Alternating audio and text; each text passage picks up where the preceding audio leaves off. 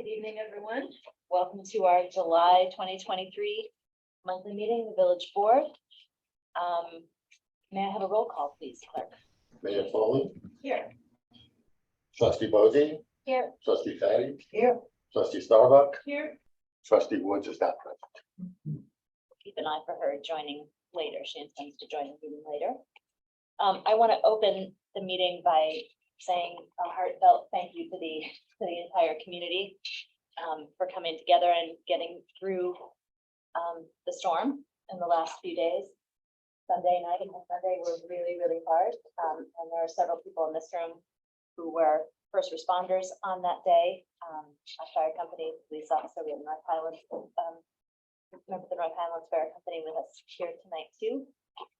We are grateful for all of you. I understand that our firehouse responded to 22 calls in 24 hours. Is that right?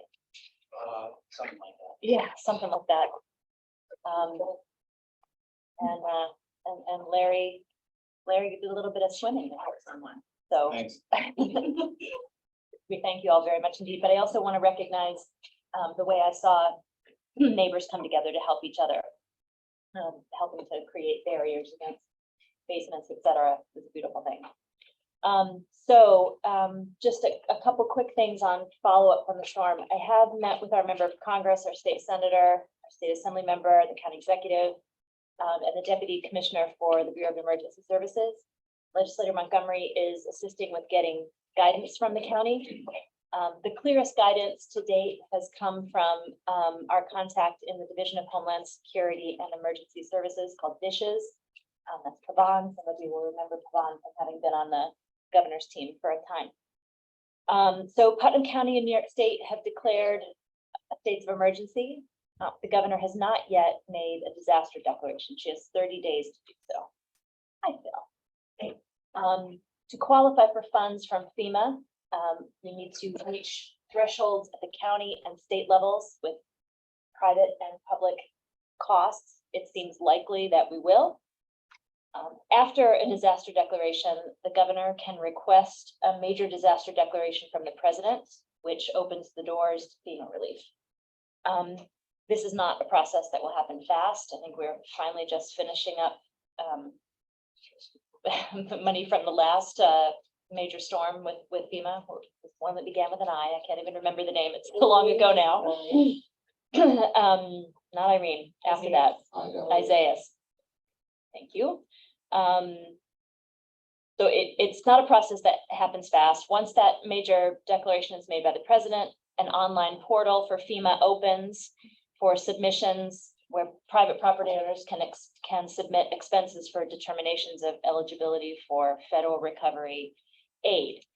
So what do you do in the meantime? Right now, private property owners should be carefully documenting damage and expenses with photos, receipts, etc. If you have flood insurance, you should make a claim. Even if you don't have flood insurance, contact your carrier and determine what coverage you do have if you haven't already done that. And if you need help making an insurance claim, sometimes the flood claims can be very complicated. New York State is making assistance available from the Department of Financial Services. I don't have the contact information, but we'll make sure that's broadcast out via email and website, social media, etc. So Pavan, so there's a briefing for DISHES tomorrow at 9:30. He'll follow up with additional information for us and guidance, and then we'll push that out to the public. So that's what I've got for announcements, gratitude, and a little bit of insurance information. Anyone else have any announcements? Okay, get right into it then. Item 3 is the opportunity to request to vote to add or modify agenda items. I would like to add to the end, sort of append to the end of the accountant's report, the approval of the purchase of a license for our new deputy clerk to get on Harris, the financial system, the financial software that we use. May I have a motion to add that to the agenda? So moved. Second. Second. All in favor? Aye. And David, when we get to the end at board business, I'm going to flop the order a bit so we can have a combined combination related to proposals by the hub, the chamber, and conversation related to Community Day. Okay. Okay, so Michelle is with us online via Zoom. Michelle Escalillo, the village accountant. Hello, everybody. So here we are 1 month into the fiscal year. The biggest notes are tax collection. The village is at 92% collected as of July 5th, which is everything that was paid through June 30th. Things have trickled in. I just wanted to report, though, because we're talking about June through June 30th, 92% is usually about where we are. As long as we're in the 90s, that's the trend. And everything will get made whole at the end in January or February with the county. But this is basically the operating money for the village for the year. So it's important that it's a high number, and 92% is, a great number. The AUD is the annual update document. It's the state financial reports the village submits every year. Every municipality has to. This year, they're changing the system, brand new software. For that reason, I'm going to request a 60-day extension. The village has done it once before, the first year that I started. It's kind of like on your taxes when you could just say, hey, I need an extension, and it's automatically approved. It's not really a big deal. I just want to let everybody know, usually I report that it's done by July 30th, but I'm going to take the extra 60 days with the new software and figure out, how to do it right. The external audit in my report says it hasn't been scheduled, but I talked with them today, and it's tentatively scheduled for the week of September 18th. And then the state report will be due September 30th. NYSERDA reimbursements are compiled to go along with the grant. We have to wait for NYSERDA to approve the deliverables, but everything's ready to go. As soon as they say, okay, we can submit the paperwork, all the expenses that we have to submit to finish out the grant. Good news. Michelle, sorry. Just Yep. start for a second and confirm to the trustees that the last two deliverables were sent, the affidavit of publication of the legal notice and the ad itself. So everything is in. Sorry, Michelle, carry on. Good news is the NYSHA premiums have gone down 2.7% effective July 1st. It's a surprise. It usually doesn't change in the middle of the year. So letters will go out to the retirees and all the employees. Their contributions will be slightly smaller from their payroll deductions, and the retirees that they pay quarterly. 2.7% in the general fund is roughly, a little over a $6,000 savings. So that's something nice. Also attached is financial reports. There's not much, like I said, going on because it's 1 month in. Water and sewer actually is nothing except personnel services. Water and sewer billing goes out, next week, so you won't see revenue there. On the general fund, you see mostly taxes, mostly payroll, and a couple of bills. But most of the bills for the upcoming year, they really start in July. I just wanted to put it out there so everybody can take a look at the budget again. We're on track with payroll, start the year off. The couple notes about them, occupancy tax and parking on Main Street. We did budget them to start in September. I know later on in the meeting.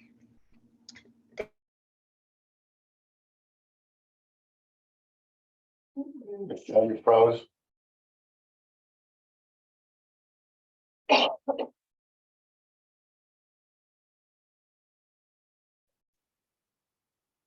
been shaky all week. So I'm sure the other part that Michelle was going to draw out is the increase in costs related to disability insurance. That is much higher than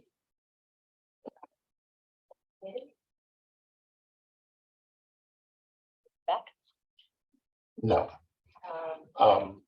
The other thing to point out is we're 1 month into the year. We earmarked 233,000 from the general fund balance was allocated this year, of which we've gone through half of that already. The So project's done.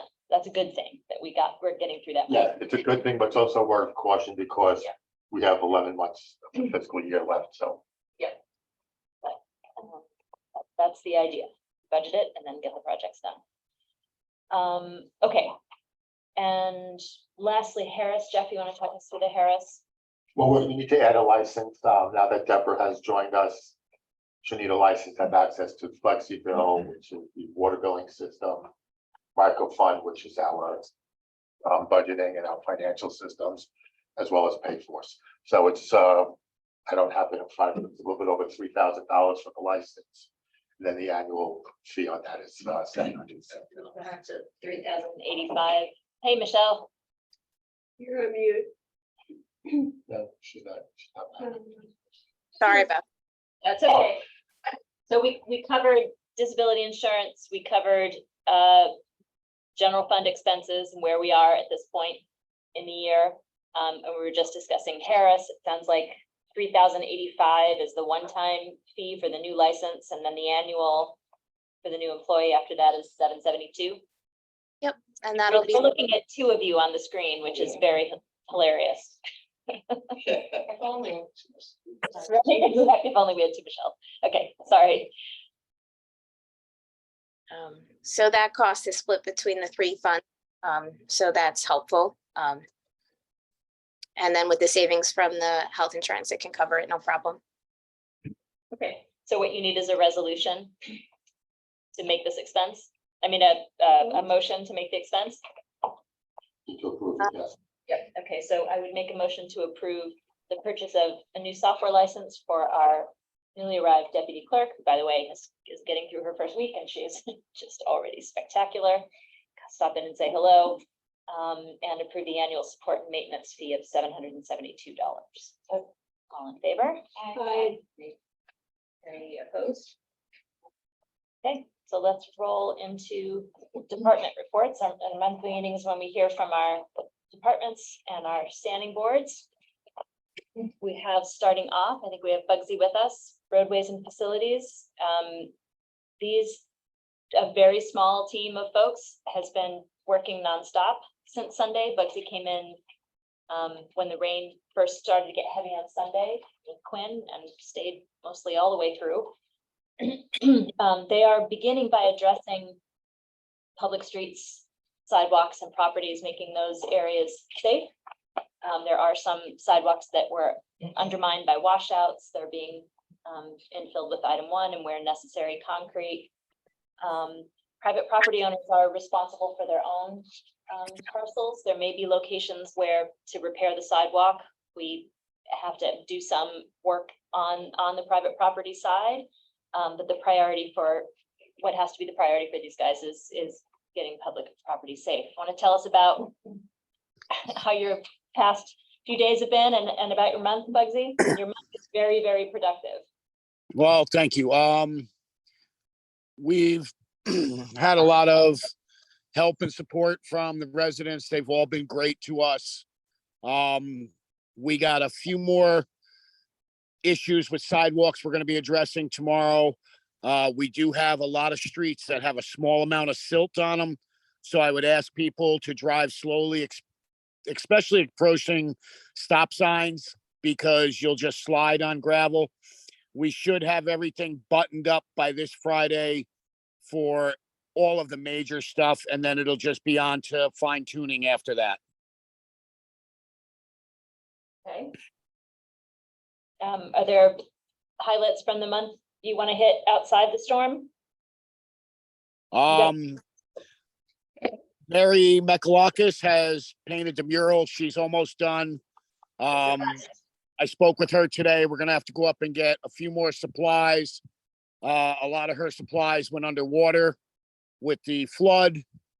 We have the subway all cleaned, pumped back up and running perfectly, and a fan down in there drying it.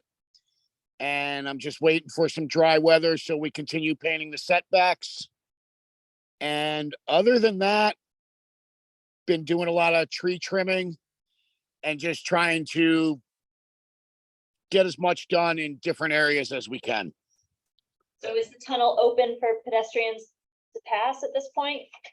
The tunnel was open today around 2 o'clock Okay, for great. pedestrians to go through. And yeah, that's everything's safe down there. With the fan down there, it shouldn't take that long to dry out, and just pray we don't get any more heavy rain for a while. While it's in my head and while we're all together, last week, a resident requested the addition of a bench at Dockside in the shady area. We had to ask state permission to do that. State has granted that permission. Bugsy, Linda Cooper would like you to work with Evan Thompson on choosing the location. Okay, I'll reach out to Evan tomorrow. I'll send him an email. I've worked with him in the past. He's a great guy and he's very easy to work with. And we should also, as you say his name, recognize that Evan Thompson saved lives this week. It was he who was in the water at the Hudson with the floaty last week when there were distressed swimmers on the 4th of July. And he kept them afloat for probably 30 minutes before a private boat picked them up and brought them to shore. Evan has not got the credit he is due, and we're grateful for him on lots of levels, but this is like superhero level. So acknowledgement of Evan. Speaking of superheroes, we have Matt Krug of the Water and Wastewater Department with us. A lot of municipalities had, in the storm, had to discharge wastewater into the Hudson. We did not.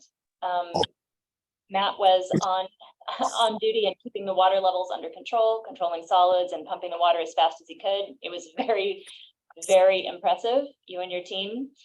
What else would you like us to know about? Yeah, we're still recovering. I mean, we're not receiving the flows that we were coming in from the heavy rain event. I mean, our initial manual rain says we got about a little bit over 7.5 inches, but at the end of the month, we'll download the digital gauge and have a more accurate number. But yeah, we've taken in a lot more flow than we normally have. The first night, Sunday, we took in roughly double our design flow. We're rated for 500,000, so we almost saw 1 million gallons come into the plant. We had a little bit less the following day, but today we were under our design capacity, so things are starting to get back to a little bit more normal on the process side of things. Of the wastewater water side, we really didn't have too much besides the complete changing of the raw quality during the storm event. We didn't lose power there. We basically made water before the rains came in to try and be able to shut down when the process was a little bit too hard to manage.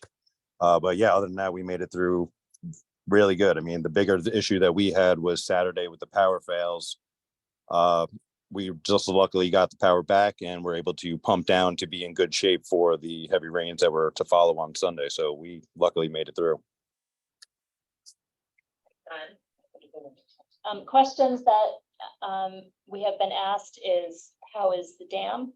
Are reservoirs secure? Yeah, they were definitely spilling. We were down about 2 feet come Friday when it was last check before the storm, and we definitely made that back up. We were spilling at all reservoirs come Sunday, probably by about 7 p.m. we were spilling at all of them.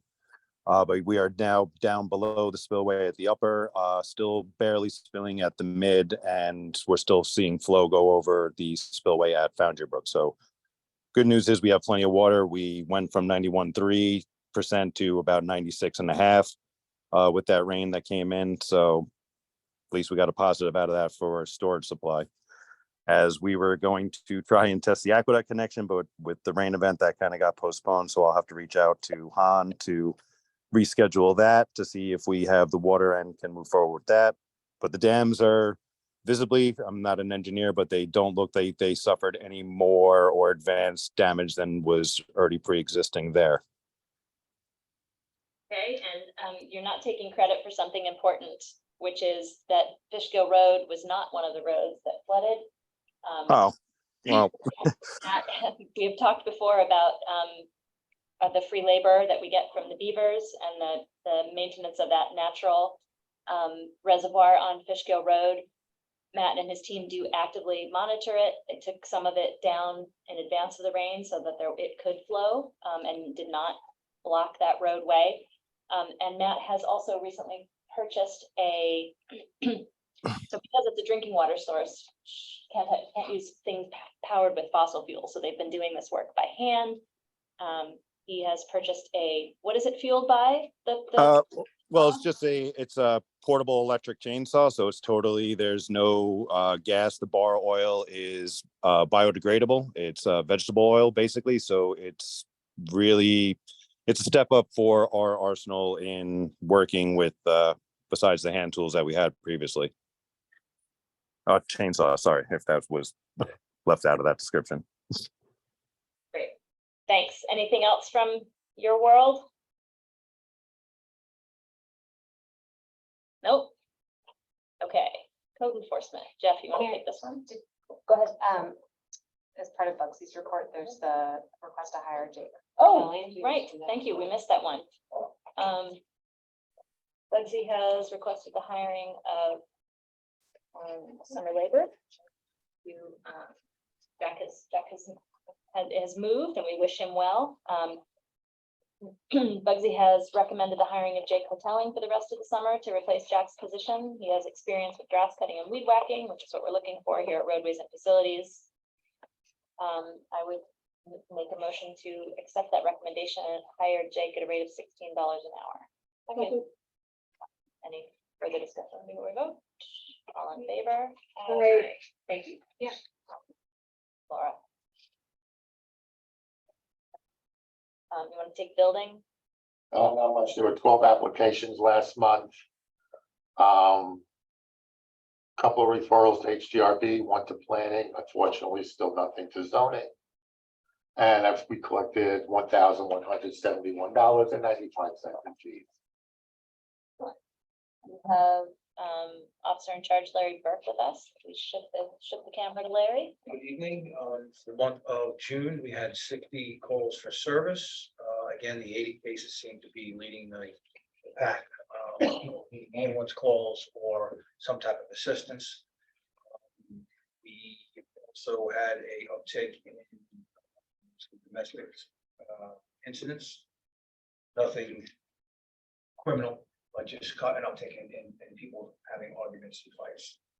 Could be the heat, could be, I don't know what else going on, but a little uptick in that. Other than that, besides the 60 calls, for a total number for the year is 345. We had one arrest for a disorderly conduct. We had 20 moving violations and 162 parking summonses, for a total of 182 for the month and 412 for the year to date.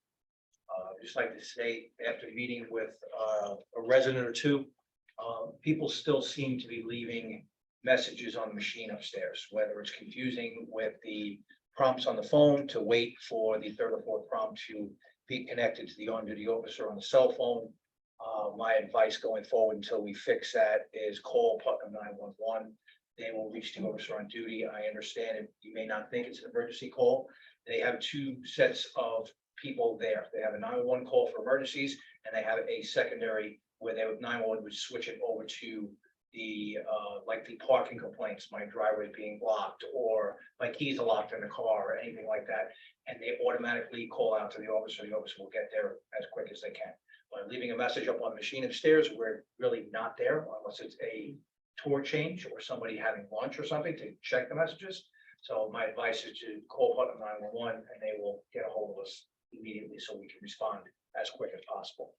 Other than that, I think everybody did, again, kudos to the residents, the fire department, and everybody that got together with this disaster of the day that went through the village. Everybody stepped up, and there was a lot of people out helping them. Greatly appreciated from the emergency service point of view. Larry? How about Chief Phillips from the Cold Spring Volunteer Fire Company? We had 25 calls last month. We had 22 on Sunday and 40 for the month so far. So if that could slow down, that'd be nice. It's really all we got. Is there anything that it seems like it was a lot of actual fires you were responding to as opposed to other I mean, I wouldn't say fires, but it's structure fire, brush fire. so yeah, yes. All right, so there were a couple. Small ones. transformer fire, there's a. Yeah. A question for you.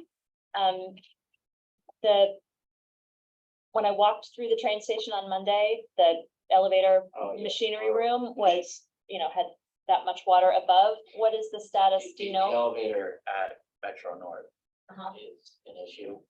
Yes. He's done probably 10 calls there in the last 2 weeks. Okay. Being That's even without the rain. Yeah. with people trapped in it. Metro North, they're pretty slow moving. So we're working on it. Okay, do you need help with advocacy? Sorry. Say that again? They don't like to pick up the phone a lot.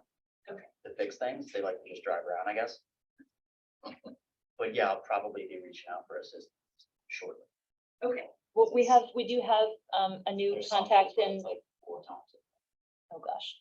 We do have a new contact in government relations who's been very responsive, so I'm happy to lean in and help on that. Okay. Quick question. Around July 4th, were there any firecracker fires? We had Fireworks, No, probably. yeah, I think the only call we had was with Evan, the swimmer. As Mayor said, he did a great job, right? It wasn't, so. But did the use of fireworks? was No, I don't not think we had this any. year. Also from the fire company, we have the vice president here, Lillian Moser, who has a request related to the junior fire academy. So, every year for the past few years, we've been doing our graduation ceremony at the firehouse. And we've been doing a barbecue and like block party on Church Street side of the firehouse where we have our caterer set up with his barbecue grill. We have a gentleman from Putnam Valley who has a bubble bus, which the kids love. And we're just looking for permission, as we have in the past, to close off Church Street from the back of the firehouse to Main Street that Friday afternoon, so we can have this event again. What's the date? July 28th. Friday. Always a really fun It event. is a really fun event. Yeah. Would someone like to make a motion? I'll make a motion to approve the request to shut down part of Church Street for the junior firefighters graduation. Favor?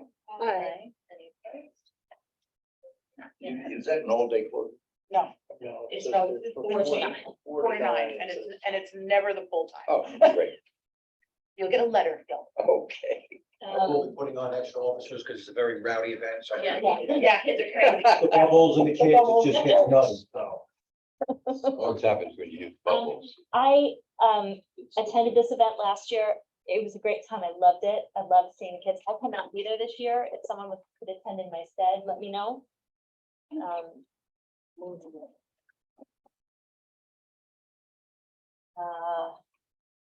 Sorry, that can't be there.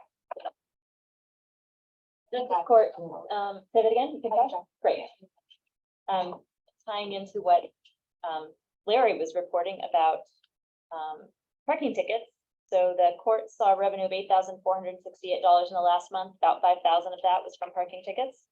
The parking enforcement officer is rolling all weekend. There were 19 defendants and a total of 28 charges. For Justice Costello. I think HDRB did not meet last month. Is that right? Yes, I'm not sure if they met or not, but they did not. Don't report. Do we have anyone with us? No. Okay, we have the acting chair of the planning board, Yoslin Daniels, with us. I think it's very important that we pause to say thank you to her. She stepped up at a very chaotic time, first with the resignation of the chair, and then the work through the zoning response and public hearings all the way through, and she didn't even blink. So thank you for all you've done to date to get us through. You're welcome. Tell us about your month. A very busy month of June, actually, but I think very promising for the village in terms of folks that want to do more retail and open restaurants and things like that. I think we were very pleased at, some of the applications and stuff that came through. So for the month of June, there were two planning board meetings. And for the most part, it was all of the formalities around hearing the applications from the applicants for 4 different locations. So the first one was for 37 Fair Street. It was a change of use, a boundary change for Nina Studios that we were able to go through the public hearing and also vote on the resolutions and actually sign and close those. As well as 49 Chestnut, which was what is an expansion of Food Town, which I think is great. 81 Main Street, it was a change of use from to a restaurant. So there's a tea shop that may be opening in that location. And then finally 49 Main Street, which is a change of use, office space, change of use for from Houlihan Lawrence. And again, very excited to see that there's interest in having businesses on Main Street. So we were excited to hear the applications and to do the resolutions. And that's really what the bulk of June was like for us. It was pretty busy. We have another public hearing scheduled for tomorrow to talk about 60 Main Street. And that's the current Houlihan Lawrence location? No, I don't. I Just thought saying. that was the other. I thought we did that one already. Let me just check. The last one was the review of the new space, right? 49 was the new and 60 is the The current, yeah. awesome. Thank you very much. You're welcome. ZBA did not meet. Tree Advisory Board, we have no report. A couple of quick notes on trees. We did have some tree damage from Royal. Several trees damaged on one day last month. We have advised them of the tags on all of our public trees, so that if there is a particular tree that's troublesome or in the way, they should let us know and we can address that tree directly. We're not going to whole scale trim up the trees.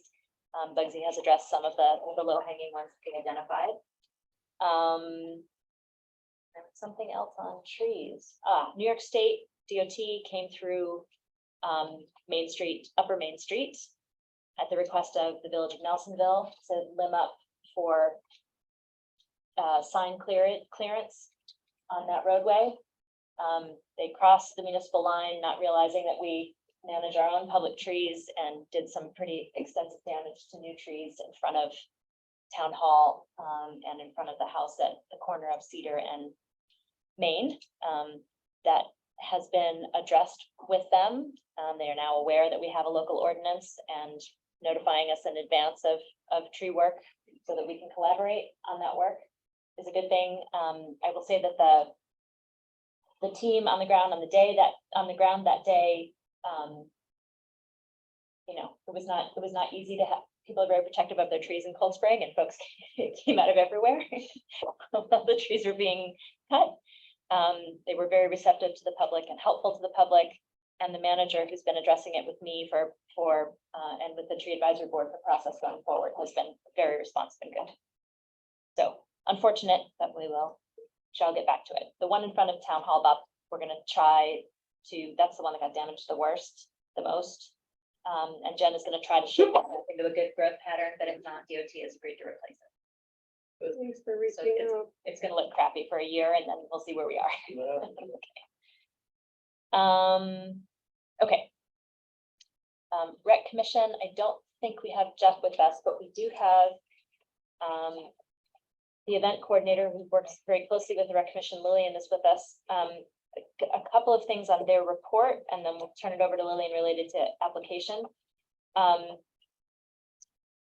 Obviously the Haldane field was pretty heavily damaged. The baseball field was pretty heavily damaged with the flooding. I do have a call into Dr. Benante about that, but we've not been able to connect yet. And there has also been a request from a youth league about using the field in certain periods when Haldane is using it, so we need to see if we can find some amenable compromise there. And Rec is working on, Jeff is helping us with lawn care contracts for weeded areas within the parks. So I have follow-up to do. I have follow-up to do with him. I'm sorry, I was just trying to read down and pick up the things to highlight. And Trustee Woods is working with Jeff. They're finalizing recommended revisions on the rec code and should have that to you sometime toward the end of next week. There is, I think you also have, an event to approve. yes, we do. Okay, I just want to make sure. So let's first do the event. This is the last time that we'll have to deal with a confusing, thanks to Lillian, it's the last time we'll have to deal with a confusing application. We'll talk about that next. Tell us first about the event proposed for 7:30. July 30th, the daycare center up on Old Postal Road in North Highlands, ABC Soup, wants to hold an anniversary party down at Mayor's Park. I think they said 50 people, but I can't remember the application off the top of my head. Everything's been vetted, everything's been checked, insurance certificate is in the office, money is there. Rec Commission has approved. Would someone like to make a motion? I make a motion to approve the application from ABC Soup for an event at the Mayor Park Pavilion on 7/30/2023 from 10 a.m. to 4 p.m. Second. Before we move, I will say there is some electrical, is Bugsy still on? There's the water issue with the bathroom. Right, and there is also an electrical issue that is a result of the storm. Bugsy, do you think that, I guess, stay in touch with Lillian, do you think that there's a prospect of repairs by the 30th? There's also another event down there on the 29th. There's back-to-back events. So I had, sorry, guys, I had, Central Hudson in today. They de-energized the pole. I had Burke Electric down. They will be back down tomorrow morning to make the connection. I'll then have Central Hudson back to just inspect their work. Once they approve it, they will re-energize the pole. We'll get everything taken care of down there. What do we have, like a week and a half before this event? Yeah, we're good. After we get all that done, Matt and I got to work on one issue, which shouldn't take us that long. I have a good feeling, yes, we'll definitely be ready for this. okay, great, thank you. Thank So you. just stay in touch with each other. So, any discussion of the request? We have a second, right? We have a motion, we have a second, all in favor? Aye. Okay, Lillian, talk us through the things that are better about All right, so non-ticketed event application. after a lot of figuring out what was missing on the application, what needed to be adjusted on the application, we came up with this. As I stated in my email, Kathleen had asked me to like bullet point the policies and procedures and kind of streamline them, but with everything going on between the blackout, the storms, my apartment getting flooded, I didn't really have the time to focus on that particular part. So we did finally add me onto the application, so I can actually now sign off. And you guys will be able to see that being done. We also have a line on there that actually asks for the type of event we're having down there, be it a birthday party, anniversary party, family day. So now we're not asking, okay, what is this for? We did put an additional question down there about additional amusements. So if anybody decided to bring magicians, face painters, ponies, alpacas, or anything else they may want to have at their child's birthday party, we have now a space where it's going to be asked for that. We're hoping that this application will help us all out in the long run to better understand what's going on with the applicant. And then moving forward, I'm going to try my best to go over the policies and procedures with the applicants once I receive the application. So I know that they know what their responsibilities are, being a carry in, carry out, how many parking permits they get, where they can and can't park, I'm just hoping that this is more understandable and more easier for us all to get through the process. I also know that code changes coming up, that the process will get streamlined even a little bit better. Yeah. And that will even help us more, but the application may or may not have to be tweaked again after that, depending on the code change. But I think this is a good step in the right direction for us to get moving on, that at least the fact that the event coordinator now has some actual lineage on the thing. One question for you, the chart that you made on page 5, is that functionally accurate? Which one is Do you, it's, you have a bottom line forwarded to the event Right, coordinator? because when the application comes into the office, it's received by either Jeff or Ann, or I guess the new deputy clerk, maybe Right. too. And then I need to be notified that there's an application in the office. So that's what that's for. I think when you were first describing that, I understood from your description that these particular items might come to you at different times, application, rental fees, security deposits. Right, but that's et cetera. also something that's taking place in the village office. So that's something that usually Ann handles. And then all of that gets forwarded to the Right. packet. So she'll send me the application and she'll check off that she forwarded it to me. And then as each thing gets delivered into the village office, she should check off an initial there that this stuff has been received. So that when you finally get the original application, you have everything in front of you. It shows everything that's been taken care of. Got it. And when the application goes to the rec commission meeting, that's where I will check off everything on the original application that I need to check off.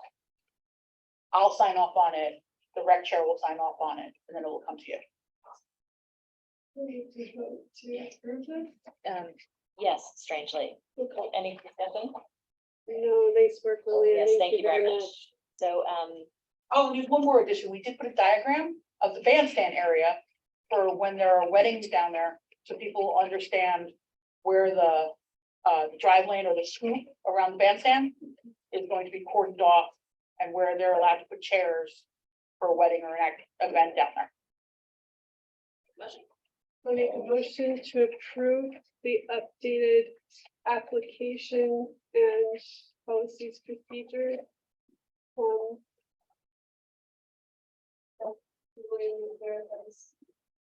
Provided us with. favor? Aye.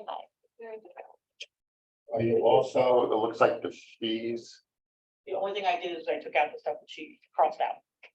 There were 2 lines for bandstand, and one of them was Bandstand only. bandstand only, not bandstand and driveway, and since the rec commission is recommending, thank you for And clarifying. the places that it once said not permitted, we just crossed it out. The board is going to at some point have to discuss the fee change, the fee schedule again. That is still there, because that's related to code, that's not changed. What was duplicate was that it had bandstand and then bandstand and driveway. And we're not renting out the bandstand without the driveway, so we didn't see that.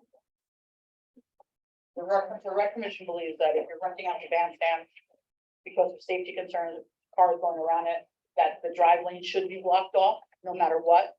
So that's was the discussion of just deleting it out of there. So nobody can just rent the bandstand, they're gonna rent the entire area. Oh, we have tweets now? Hi, Tweeps. Were you with us when the motion was made and seconded? No, okay.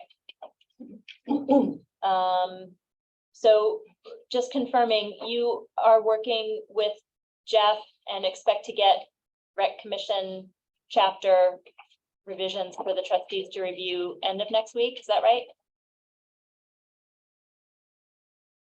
Yes, Okay, I'm not muted, right? Okay. I was having some problems with my audio. Yes, it should be by the end of next week, yeah.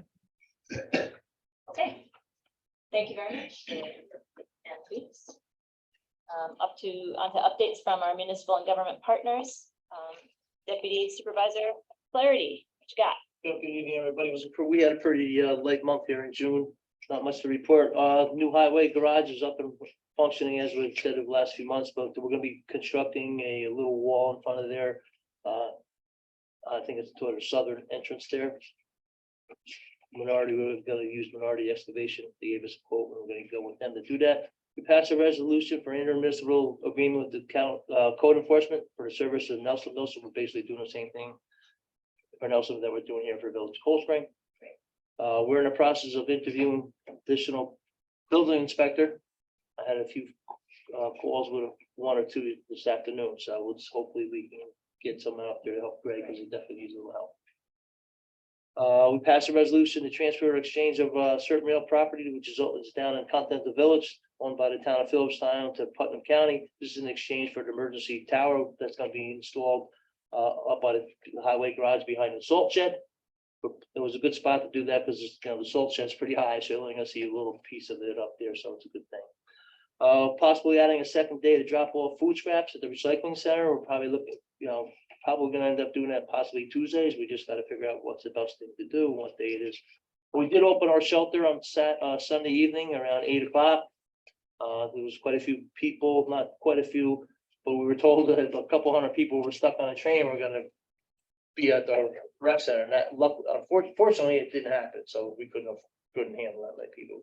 But anyway, I guess there was about 10 or 12 people who got stuck here in the Village of Cold Spring and wanted to get back to Manhattan, and the trains weren't running. So the Cold Spring Fire Department took them from the village here and brought them down to the shelter. And around 11:30, we were able to transfer. We found that the train station at Croton was still open and operational, so we took the bus down. And I drove the 10 to 12 people down and let them off. So that's it. And thanks for everybody's help. There was a lot of teamwork here the last few days between all the municipalities. So what's left on the tower? Is it a lease next for the tower to be built? Yeah, that's the next thing. We just gonna be. So we're almost there. We're Awesome. almost there, yes.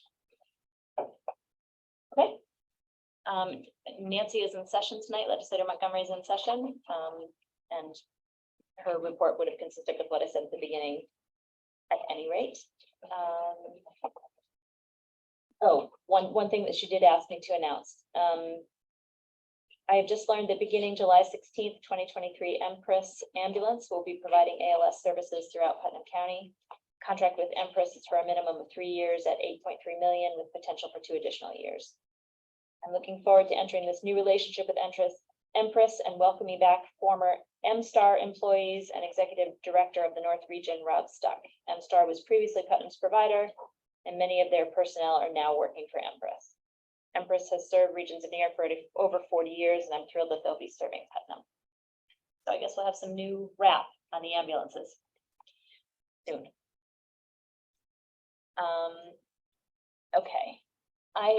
Report of Mayor and Board of Trustees. I've said everything I have to say. Is anyone else? Mine's coming up. Yours coming up? Okay. Anything from you, Laura? I'll meet with Mark Lukasik on Friday to talk about funding possibilities for the dam, so hopefully to get that started. Marcus from Tectonic Engineering, yeah. Okay. So we have several event requests. This is going to be for David. This is going to be out of left field because this. Yes. Oh, Alex is next. I skipped right over Alex. Okay. And why is he shaking his head so adamantly? Come back to you, David. Alex Cheek has a proposal for us. All right, sounds good. Thanks for making the time. I know it's been a busy week. Jeff, if you're able to give me participant screen sharing. Yeah. That would be, well, if you go to my name and maybe. I'm gonna make you the co-host.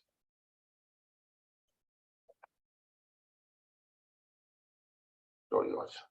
Okay, so so I submitted a proposal, which you'll see up on the screen here.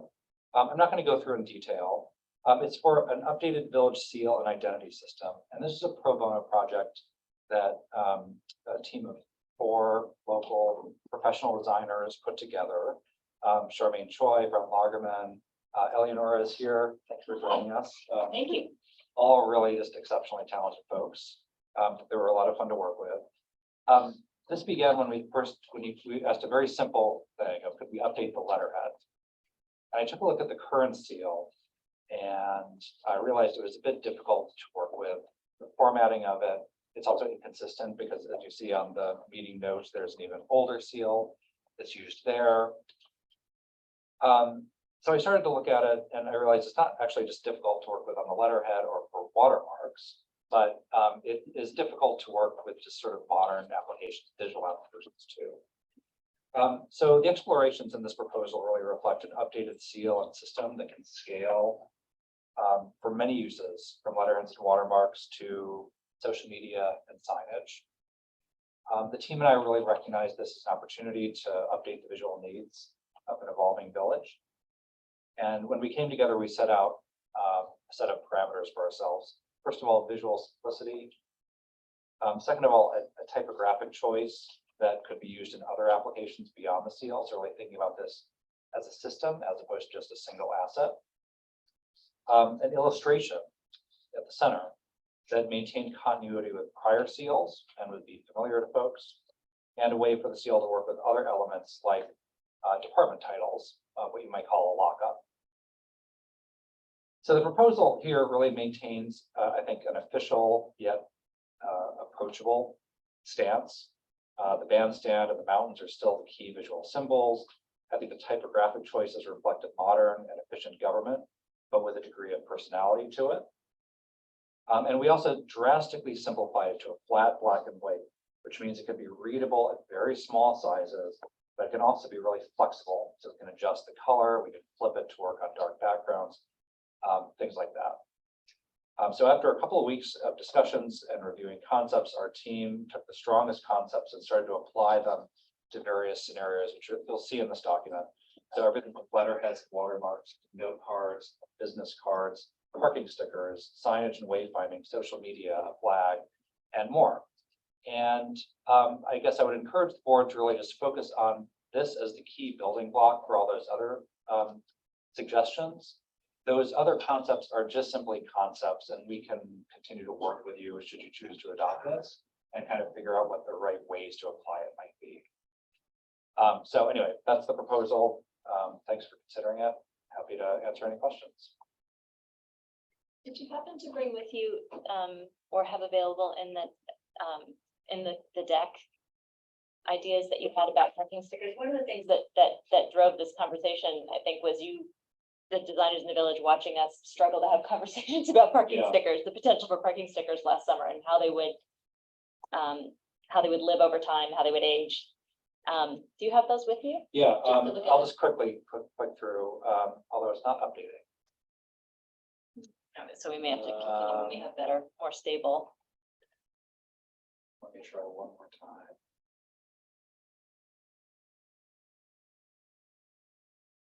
Of all the sort of the visual needs we have, that's the one that's the most pressing and urgent. But the idea of designing those stickers in a way that is can be part of a larger system is in my mind a real value. And the village could not have had afforded design expertise, so that you all came and put this idea forward is really huge. The sticker is a really good example. These other, not updating yet. Okay. Okay. So I'll just quickly say, like, the sticker is a really good example of one thing where the existing and prior seals don't really work in a modern printing sense. Here's an example of the letterhead, note cards using the illustration, and then here is. Give it a second, just a quick mock-up of the stickers. Here, I think a lot of things need to be ironed out, everything from like dimensions of it to how it would be applied. So we can continue to work with you on like what exactly is the format for this. But this is an example of how the seal itself could work at under an inch in size and still be readable and visible. Awesome. And I love the way that they look like beach passes that you collect over time. You're covered for the next 20 years. Okay, so thank you for any questions or comments for Alex before we? No, I'm just really grateful. It's beautiful design work and I appreciate the generosity behind the sentiment of helping us with this. So I guess then the next step is a further conversation with you in a workshop session. Do folks feel amenable to this, to the concept? Absolutely. Tweaks is applauding. How does the clerk? You approve, Jeff? Well, it's not for me to approve, it's for you guys. No, of course, but do you have any thoughts? No, I appreciate the work that's been put into it. I appreciate you maintaining the traditional, the visual that identity of the village and yet simplifying and making it much more usable. So also thank you for that. And I think the residents will appreciate that. Right. We go forward with, maintaining our identity. So, I just say on the parking stickers, working backwards from to figure out how quickly we need to make each of these decisions to meet our deadline. That's important because there's a lot of independent parts. We'll be in a better position on that after we get through our calendar discussion at the end of the meeting, but yes, we'll reverse engineer from that deadline. Yeah. I mean, thankfully, I think ordering stickers or whatever it is is faster than ordering the metal signs, this, Signs we have, the stickers, yeah. it's like probably. yeah, those are a quick week once to we 2 actually make the weeks decision. or- Yeah. Yeah. So we can nail that down shortly. Thank you. Thank you so much. And thank you. Okay, now to David. And do we still have Angela? Yes, and Aaron Murphy's with us. Yeah. So, taking things slightly out of order here on board business and discussing these three events. The hub, David has a proposal before us tonight for the charity 5K race for the hub.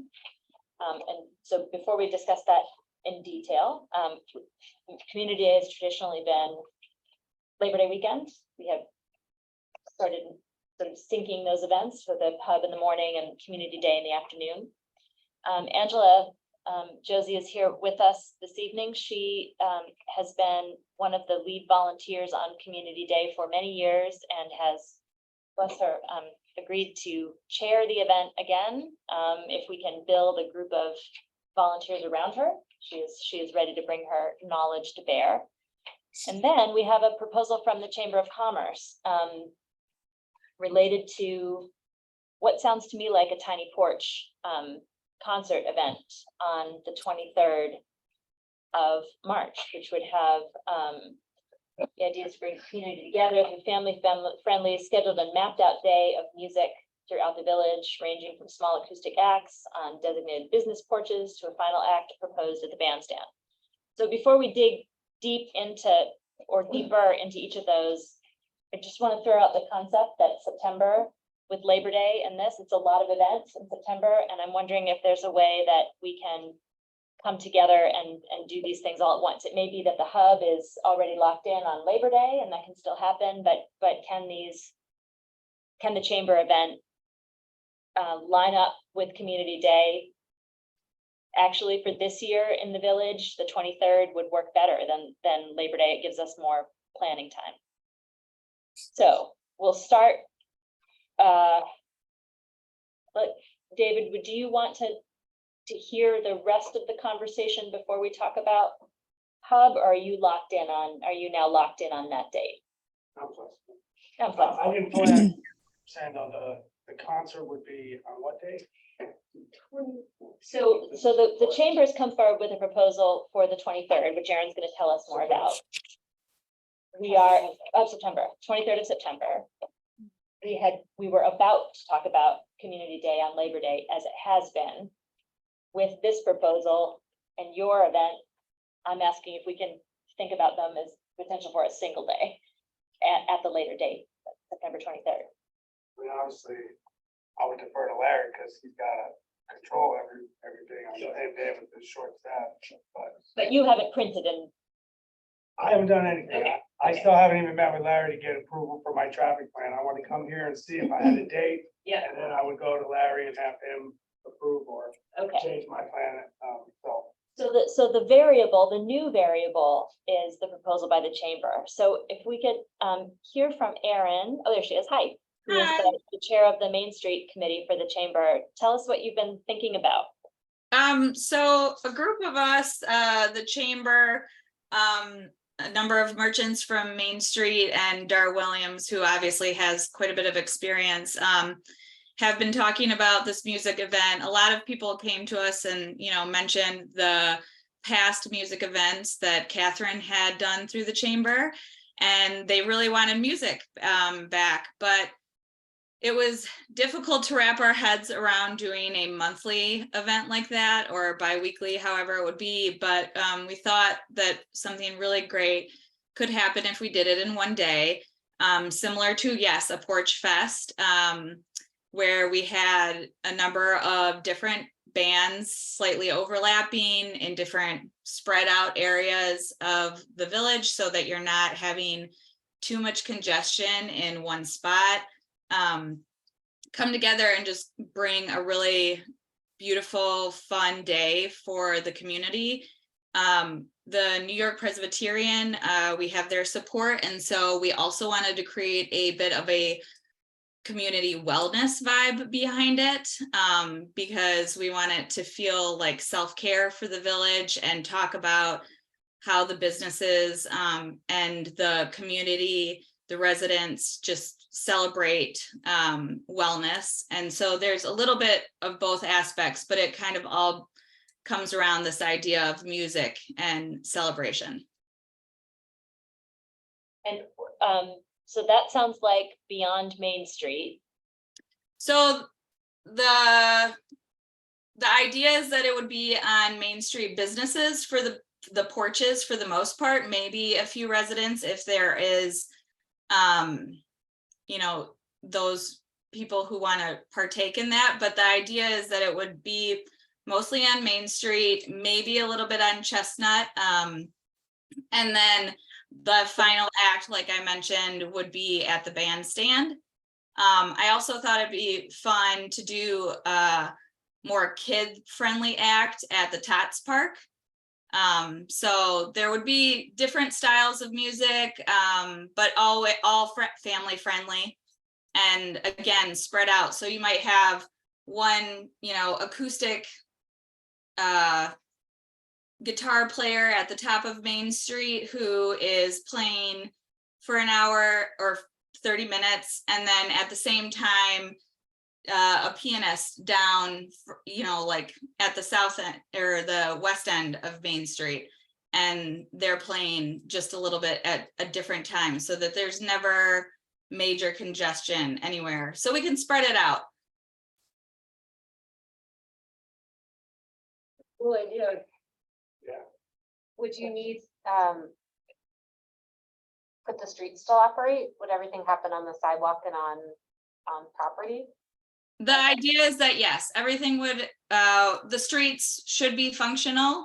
The idea that it would still operate on the sidewalks. If we did it down a couple of the side streets, which isn't our goal at this moment, then maybe we would talk about like a half an hour block off, or, you know, an hour block off on that street. But ideally, what we're looking at with the different spots that we have set out to map, and hopefully those businesses are interested in doing this, it should just be available on Main Street. The only other thing that we did also talk about, since C Street would be here, and we did want there to be less congestion, not only for in front of businesses, but also for the restaurants, because we know bringing more people during a weekend like that can be difficult, is that maybe some of the businesses, for instance, the cheese shop is on the committee,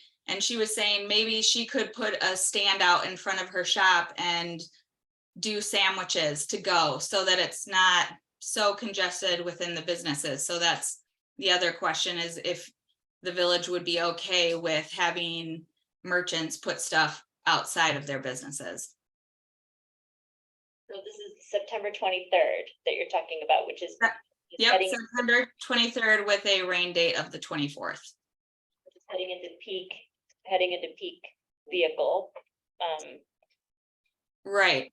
The weather is typically the best at that point for something like this. You don't necessarily need too much coverage because hopefully it's not into raining season yet, but also not in the dead heat of the summer.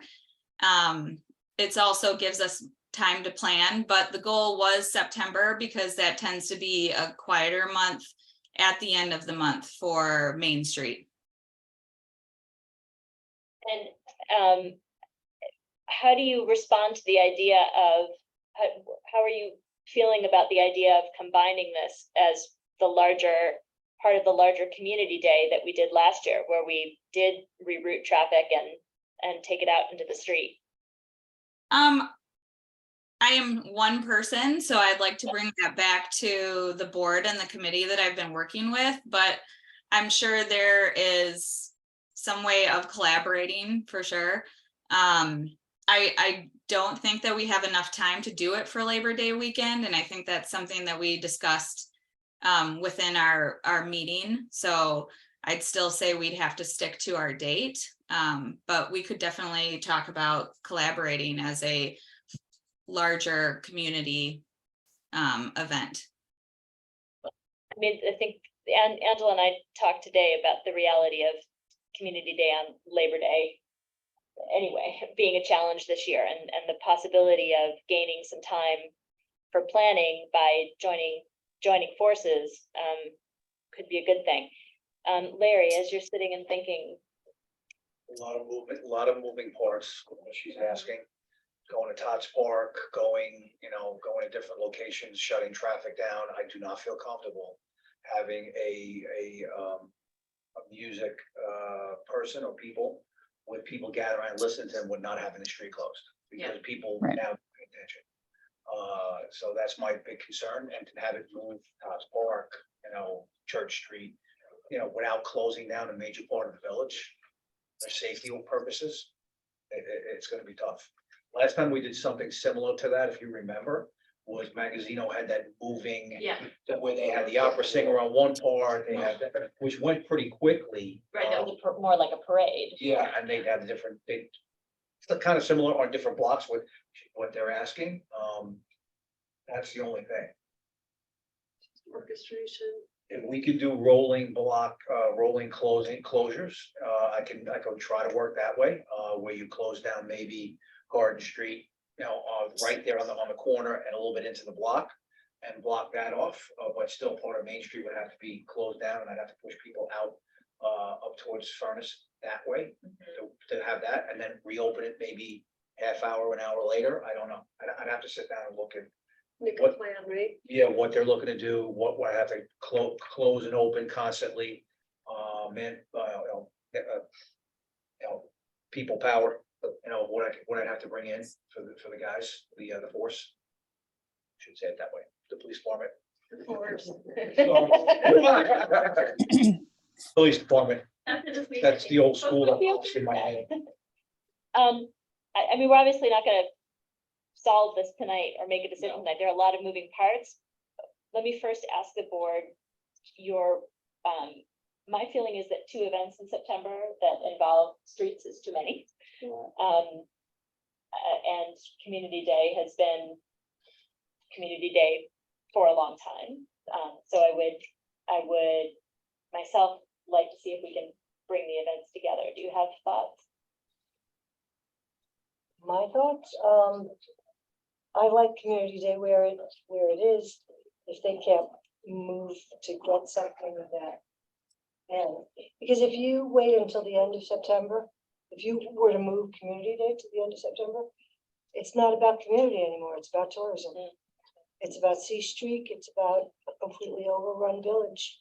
And if you're adding music, you're going to get more people. So you have a logistical problem. And again, it tends not to be for the community. I mean, I'm all for a music event, everybody knows that. But I just don't know how to do that in C Street. That is one of the weekends, right? The Yeah, 23rd. it definitely is. When does the C Street start? C Street We have not Well, signed a it's our contract choice. yet. Well, but It's our it's- choice Well, whether we invite them that weekend. Proposed So- weekend's start date is September 15th. I have a slightly different perspective than Catherine. I know a lot of families are away on Labor Day weekend. So moving it later in the month would be more inclusive of the community, I think, potentially. I mean, just, this is all guessing and speculation, so I don't, have the answer. But September, What's the weekend, maybe we do the weekend before the 23rd or so. right, the weekend before the 23rd is the first weekend that C Street has requested. But we've not granted anything. We yet. haven't granted anything yet, so we can look at that. There's the Memorial Day week. Memorial Day is it the 9th this year? Labor Day? Labor Day, sorry. The 4th. Okay, so the weekend between Memorial Day and Labor Day and C Street is the 9th. September 9th. Is there something anti-Sunday? No, that's a rain date usually. So you usually want to have that, but I don't even know, because Erin's got a plan for the 23rd. Would you guys be open to considering the weekend after Labor Day? Probably not. I think we kind of went over and over the dates that worked the best for this event. For all those people who are part of it and volunteering their time for it. And that was really the weekend that everybody was settling on. I do want to mention that, again, these are small acts, and the idea that C Street is there was talked about heavily, which is why the main act would be well after C Street has left. C Street is here between 11 and 3:30 typically, and then they make their way down. So what you're considering in the beginning when the C Street is there are small individual acoustic acts that people will probably just stumble upon, other than if they connect with the maps. But again, they'll be staggered. So at any given time, it's not like you'll have everybody in Cold Spring right in front of one business listening to one guitarist or one. It's not contemporaneous play, right? You're not having multiple bands play at once? Or you are? It's not all at once, it's staggered. So say we had somebody start at St. Mary's at 11 o'clock. Then another band may start down, for instance, between Old Souls and Barber and Brew. They have that little driveway that they already agreed to let us utilize. Somebody might be starting there at 11:30. So it's staggered where nobody's necessarily going to be at every single music act, and they're not all the same style of music either. So somebody may want to go up to the one at, St. Mary's. Somebody may also want to be instead just waiting until the Barber and Brew and Old Souls show comes on. Village could also consider not approving C Streak on that day. If it was, if this is the best day, and if we did decide to combine the two events, and this is community day, maybe that's not the day that we invite C Street. Can I chime in on that? That's Yeah. that's what I was gonna suggest too, that we either, change a date that we offer them, or what the timing of this proposed event. I mean, 11:30 sounds nice, but is it possible to potentially make it later so that there isn't that kind of, if for some reason we decide that C Street and want that weekend for C Street, can we move the event to later in the day? Well, I think the idea is that it's a full day of music. So it's not just one or two bands. It's actually a lot of small bands. And I personally, and this is obviously just an opinion, don't think that C Streak specifically, I think it'll actually help C Streak, because what you find is a lot of the time C Street comes in, they walk up one side of the street and they walk down the other, and it is just a big congestion. Whereas if there are other points of interest, they may be moving to different points of interest and spreading themselves out a little bit more. That's possible. I mean, don't get me wrong, I am not interested in creating community day around C Street. That's not my point. My question was more about, is it possible to maybe consider changing the timing of the event?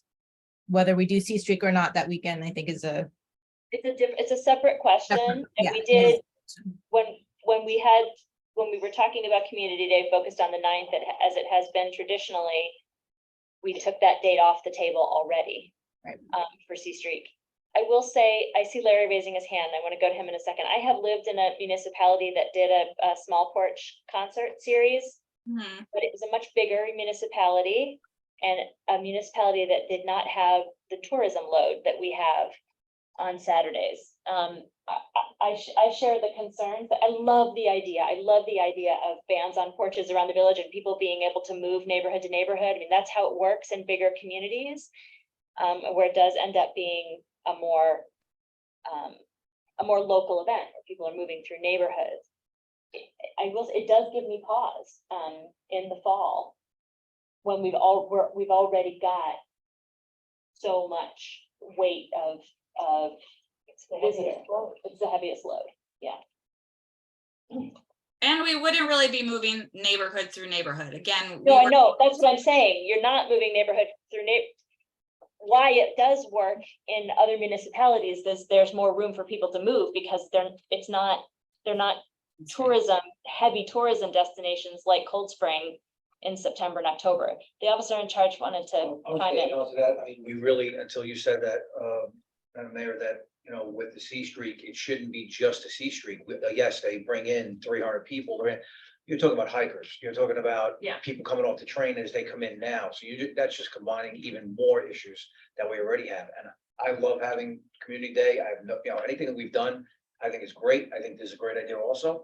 It's just the amount of people that come in to a small, less than a square mile area with traffic, with hikers, with, all that other stuff. People coming up, the buses that we've been seeing the last couple of years. This is all going to add into the congestion and everything that takes place during that month. As you said, September 1st all the way through till November. That's when we get flooded. Yeah. People looking for parking, people, just in general, it's a crazy, crazy time, especially on a weekend.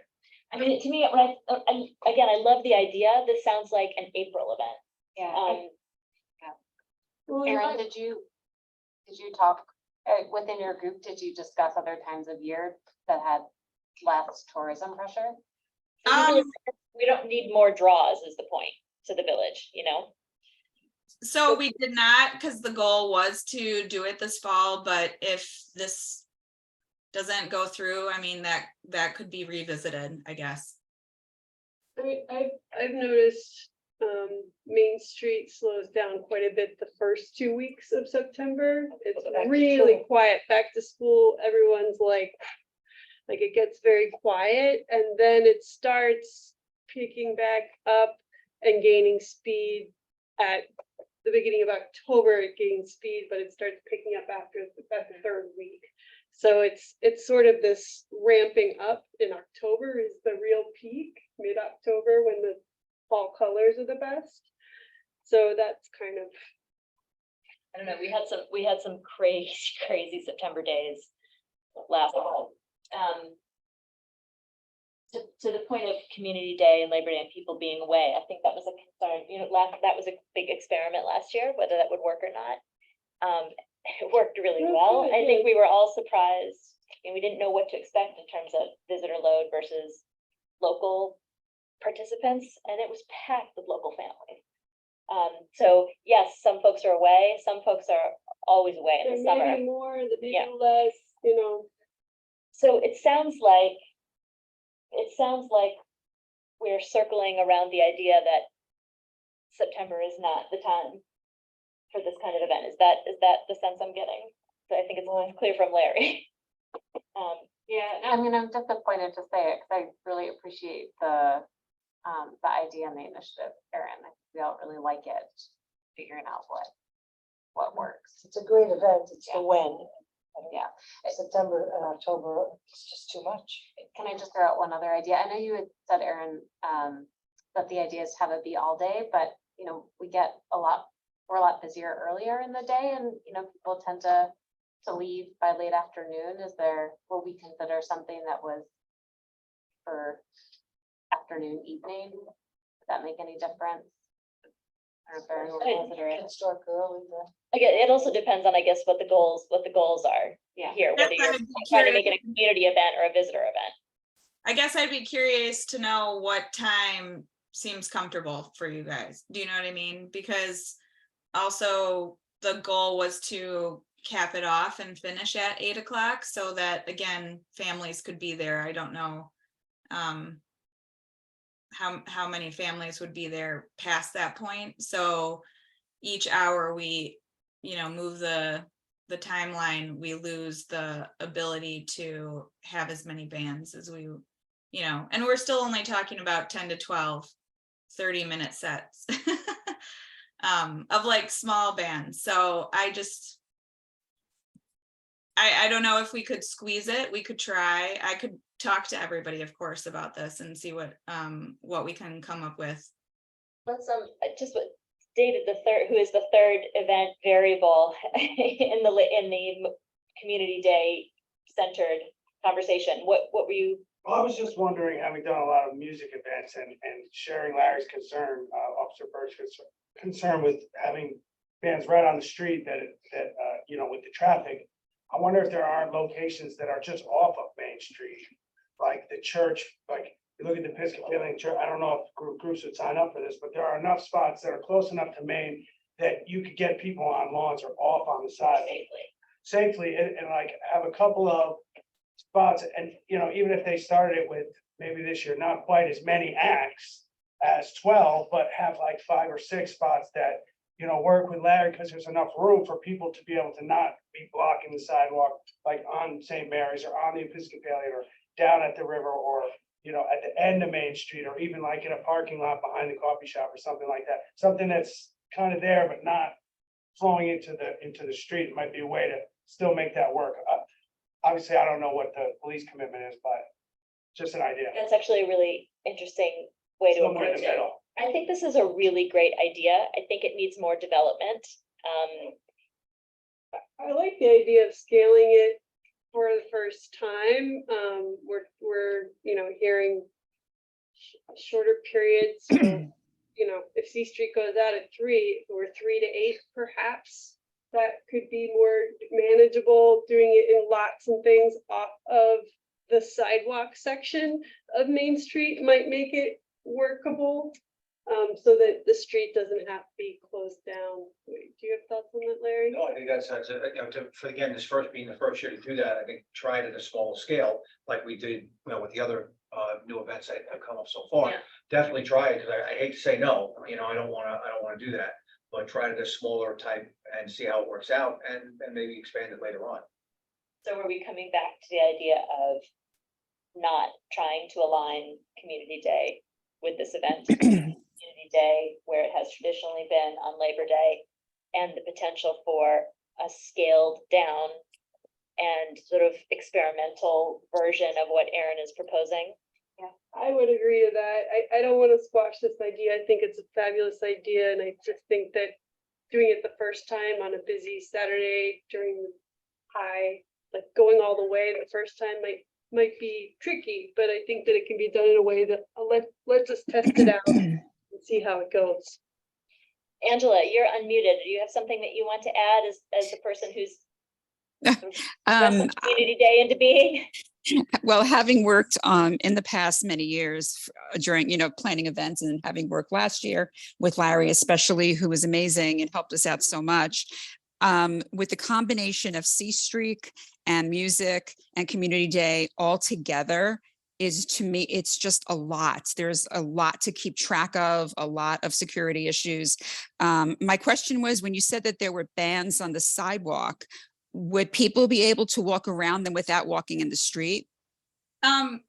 Actually, there's no bans on the sidewalk.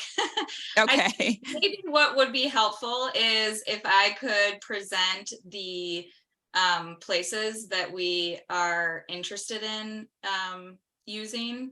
Again, they were more off of the sidewalk porches, like we talked to Sue at the Endless Skiing. She's got a driveway. We talked to Barbara and Brew. They've got, you know, the driveway between Old Souls.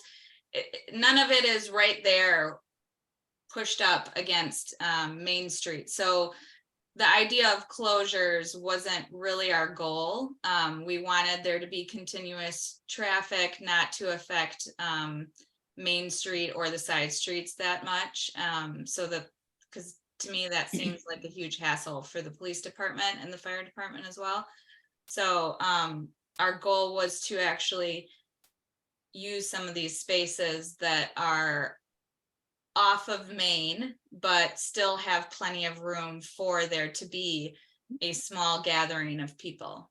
Right. And I guess my other question was, I know last year with the DJ, we had to arrange for the truck to pull up to unload equipment. So I don't know if any of the bands that you have planned would need equipment to move. Again, they're all small bands, they're acoustic bands, they're, you know, if anything, they're walking up with their speaker in hand. They aren't ones that will need to unload large equipment. Maybe the one down at the bandstand would, obviously.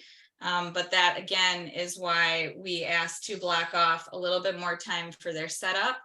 And it is a bigger space for a larger group, hopefully, to come down. The goal too was for businesses to close by 7 p.m., extend their hours to 7 p.m., but close by 7, so that they can come down and join that last act too. You know, we really want everybody to enjoy this day and be a part of it.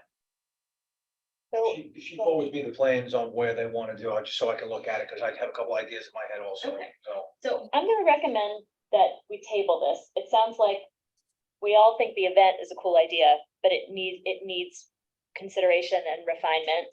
Aaron, I would ask you to find time to meet with Larry and sort of talk through some of the details and come back to us. Yeah, we definitely will present it more fully. I think we didn't want to jump ahead before we had your approval and planning anyhow. So now that at least there's some interest, we can talk about the places that we had in mind and show that to Larry and map it out for him.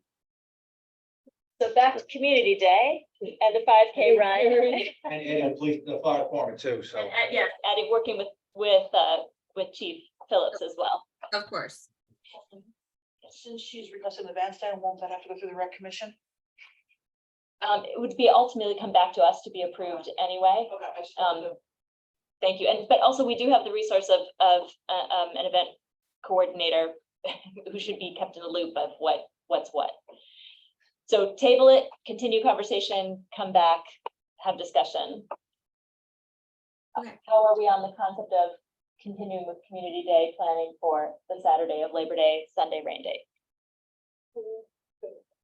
I feel like, Angela, do you feel like you have time to, I mean, look, it's crazy. I started today. I started after I met with you. I put some feelers out. So it's just gonna, hopefully I can have someone to help me, because we do have to get donations and find the vendors and things like that. So hopefully I'll have someone to assist me, but I'm ready to get going.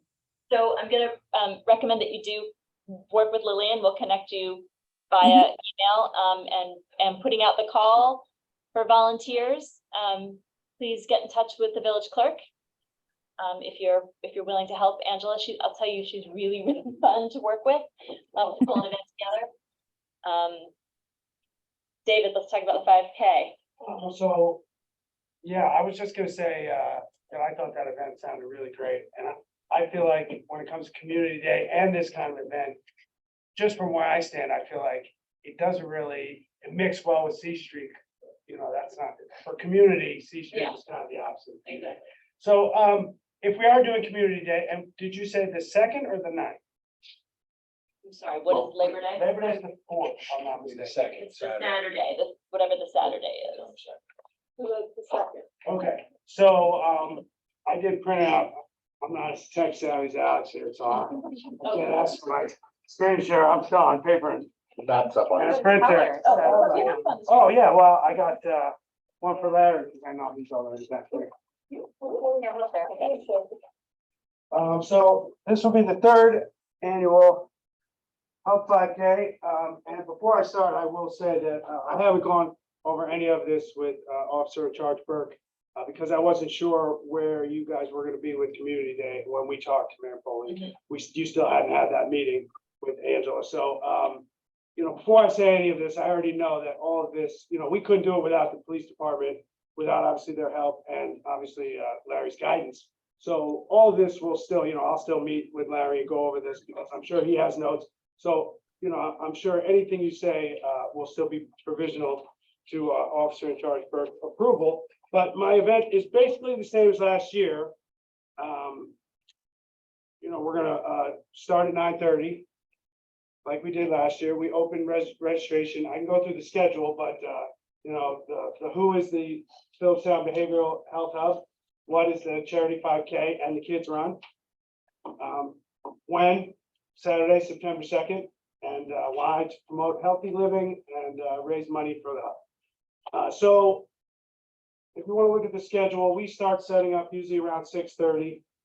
7 o'clock down at the river, we open up registration. We try to get people to come early to get their numbers. So it doesn't all happen at the end, but of course, it does all happen at the end. But we started at 9:30. Last year, Officer Burke closed Main Street on at Rock Street, and I believe Clerk Padakovich helped get the people who always try to sneak around Depot Square. There's always a couple, so we still So, we figured that out from the first year. Another great part of the event that we added last year, which I'm gonna do, will be my first call tomorrow, if this date gets approved, was we added PC Reacts, Putnam County Reacts. They were great, and we gave a donation at the end, and they said they would come back. I reached out to them, they said they wanna do it, but we have to have the date, so I'll make sure, but I think they were very helpful last year. Yeah, I'm very familiar with Barbara and the crew there, so. Yeah, and they love you, and Larry's happy with them last year, so, it's basically the same event with the kids run at 10:30. We only close the very bottom of Main Street for the kids run, where they run around those 2 blocks. The rest of the route is there on the map.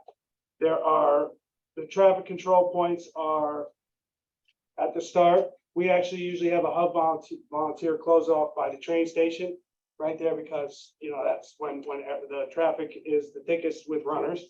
So they come up Main Street, Clerk Padakovich and Officer Burke close down until they get to Rock. Then we have PC Reacts at the crossing of 9D there right by Downey Oil, Bank Street. We have PC Reacts at 301, right by Pearl Street, right by the Nelsonville Which is Town Hall. not for us to approve. We can't Correct, approve. and I do have them on here. I usually go to them afterwards because there's one half a block there in Nelsonville, but Yeah. we have someone there. Tommy said he would do it again. Tommy, the crossing guard, does his normal spot right there. But he says I have to tell the runners not to cut the corner because they all try to cut around and not go across the crosswalk. So I promise I'll make an announcement about that. And then when they come back around, usually since I have someone from PC Reacts there by Downey, I have that person come back down to the bottom to help when people come across at Main Street at the end. So that's pretty much it. Obviously, I have a list of organizations to notify and get approval from, obviously Nelsonville, Haldane, the police department, the ambulance, and Cold Spring Fire Department. So we usually notify everyone, let them know we're doing it, or get permission from whoever we need to get permission for. We'll get insurance again as we've done in the past, and whatever other things you guys want. So where Jeff was stationed last year, closed a hole that was difficult the year before. What needs to be closed this year that was, oh no, you've rerouted off wall, actually. someone at that intersection. We'll close down Wall Street too. That was forgotten last year from what I could remember. Because as cars are trying to get around, they're cutting down Wall Street, going right into the runners. So I had to close it up on 9, I had to close it up on 9D. Okay. On that lower wall, or like right at the wall to No, no, 9D and Wall, because you can come down that way and if the runners are gonna be going up and they're gonna go run right in. Yeah, they did that last year. So Right, so having a that's what person we'll post. stationed at that intersection is really helpful, both for eyes on vehicles and for directing Yeah, the runners turning. that's a great point. I love the Hub 5K event. It's early, it's easy. I'm in favor of giving it the go ahead again. Any other concerns or discussions? Yeah, no. I have a question, Kathleen. Yes. Last year we had fireworks after Community Day, so Community Day started later. This year, if we don't have fireworks or music planned, perhaps we should have it between the hours of 2 and 6. Let's first find out if fireworks are a possibility. Okay. But I'm open to earlier. If we don't, I hope that we can pull that off. Mhm. We're certainly not in the drought condition we were in last year, Right. this stage. Not yet. Not yet. Don't say that. Sorry, did you say that? Okay, so do we need to take a vote, Jeff? Yeah, we also should. There's been no official designation of Community Day or discussion that actually the village is gonna hold Community Day. So I would make a motion to hold Community Day and hold it on Saturday, September 2nd, with a rain date of Sunday, September 3rd. All in favor? Aye. Any opposed? That was an aye tweet. Yes, I. And now on to the 5K for the hub. Would someone like to make a motion? Make a motion to approve the Hub's 5K run on Saturday, September 2nd. From 6:30 morning setup to 11 a.m. in the morning.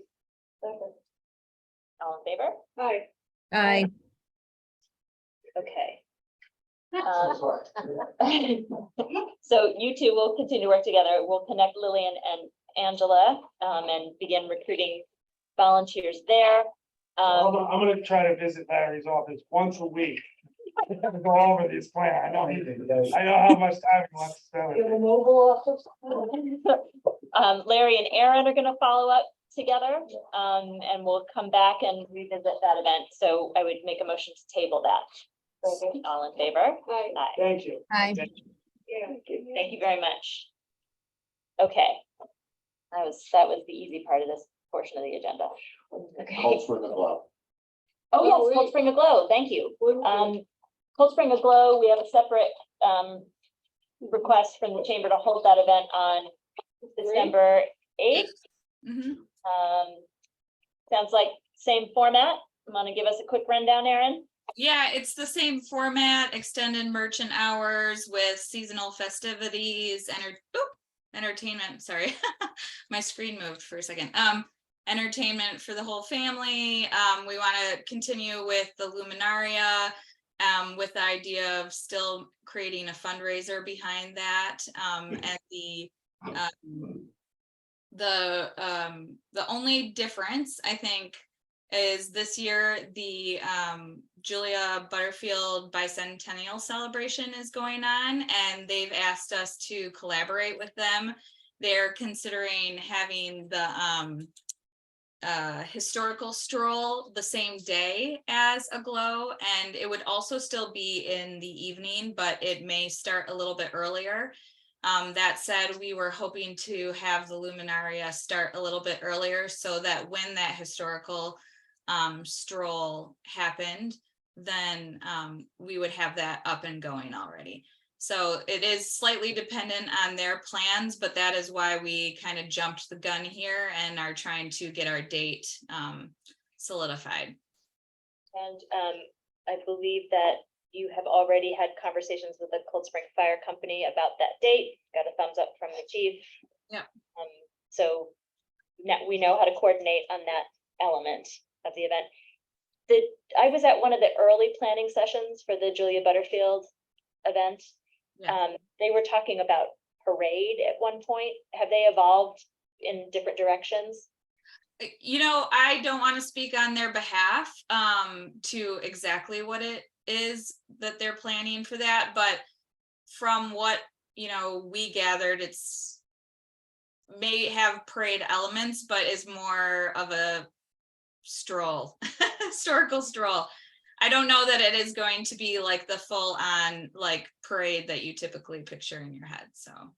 So if you could let the folks know who you are liaising with, that they should be liaising with us sooner rather than later, that would be great too. Right, and I think the date really plays into that, you know, I think that they wanted to know whether we would be able to collaborate on that and then form a plan.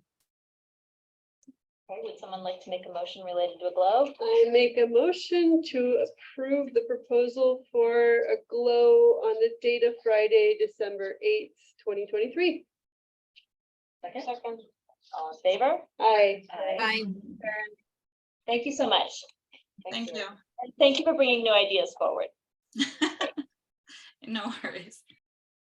Okay, the next is quick and easy. This is we finally got back from the village attorney, the review of the contract to add Saturday pickup for 6 months with Royal. The only thing I would say is they have misinitialed me. I am Kathleen F. So before I sign it, we need to change that. But otherwise, it is the same language that we saw initially. And I would like your approval to sign this modification agreement with Royal. Usually that, when do they come in the morning or that Early, yeah. early? I make a motion to authorize the mayor to sign the amendment to Royal Carting contract that adds Saturday service. All in favor? Aye.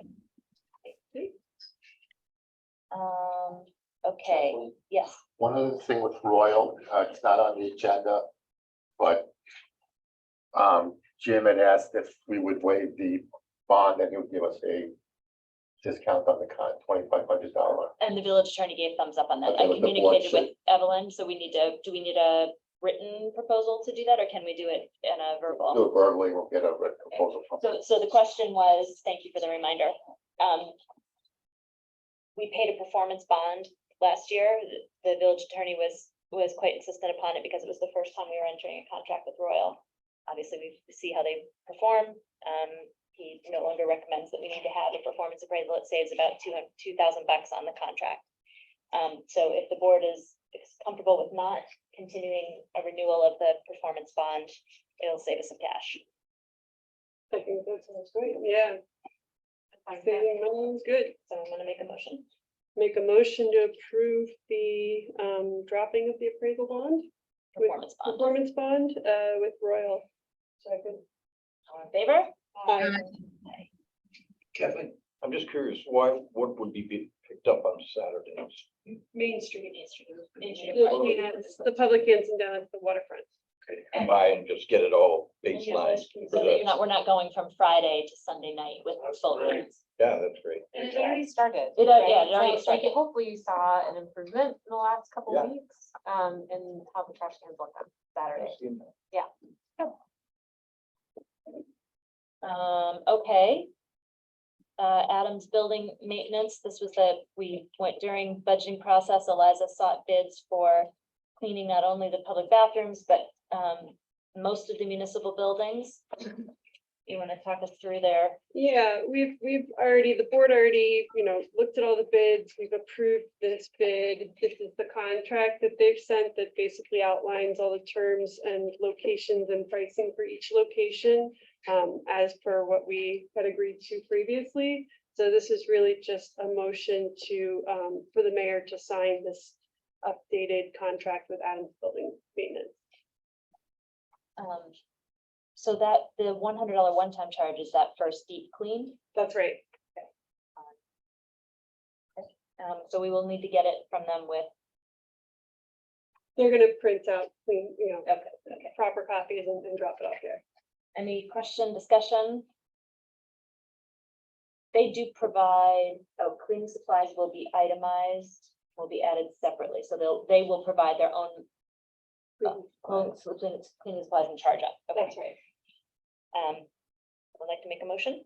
I'll make a motion to, to authorize the mayor to sign the contract with Adams Building Maintenance, for 2023-24 And the cleaning starting, on August 1st. 1st. Although they've already been doing bathrooms on Yeah. weekends and holidays. great, second. All in favor? Aye. Aye. Thank you for taking the lead on that, Eliza. So we need to do follow up with Bugsy and Matt on scheduling. Right, yeah, and I've requested that John provide us with a scheduled proposal for, we've given him all the hours for each of the buildings and facilities, when we're open. So he's gonna send us a schedule. We meaning you. Thank you very much for doing that. Sure. Okay, now what are we doing? We're on to C Street. Okay, so last week we asked Eliza to do a comparison shop on other municipalities' stocking fees. Yes, and the prices are kind of all over the place. I found out that Nantucket and Martha's Vineyard are no longer taking C Street, accepting C Street. Those have been canceled. It used to be like Manhattaners would take it out there for the weekends in the summer. That's not happening anymore. But I checked their harbor pricing, so there's different kinds of pricings in Martha's Vineyard, which is what that first one should be, not Nantucket, sorry. They have a sliding scale based on the month of the year. So earlier in the boating season, it's lower, down as low as $5 a foot. For a boat that's 125 feet or longer, and in July, it's $15.75 a foot. That's the only month of the year that's like that. And Nantucket does mooring poundage, which is sort of like what some of the villagers were asking us to look at, where you take the length and the width of the boat into consideration. So you calculate mooring poundage by length times the width, which creates a pricing that looks really crazy on paper. Like they charge $1.61 for mooring poundage of a 125-foot boat that's roughly C Street's width. But that gives you a large amount, that's an annual permit that they do there. So you could, in theory, you could break that over 12 and get a sense of what that would look like. Right, basically a permit for C Street's boat that comes here would be about $12,751 for the year. Hudson Point, New Jersey charges $7.50 per foot for a 100+ foot boat. So that would be about $990 a day. Kingston, New York charges $4 a foot per day for commercial. So that's $528 a day. Newburgh charges $125 a foot for an annual permit for boats that are 35+. I'm not sure if that would, C Street's boats might be too big for that, but anyway, that would be a permit of $16,500. Peekskill was charging $25 a foot for overnight. West Point charges $4 a foot a day. So as you can see, the prices are all over the place. I also revisited the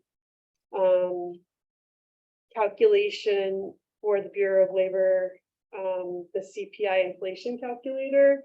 And if you calculated our rates that were set and that were being used in 2017, $8 docked, $12 undocked, or sorry, $8 undocked, $12 undocked. $12 docked, yep. Excuse me, which is the same rate that has been consistently up to today. If we use that inflation calculator, the pricing would now be $9.94 undocked, $14.91 docked. Say those numbers again. $9.94 undocked, $14.91 undocked, with the inflation calculator.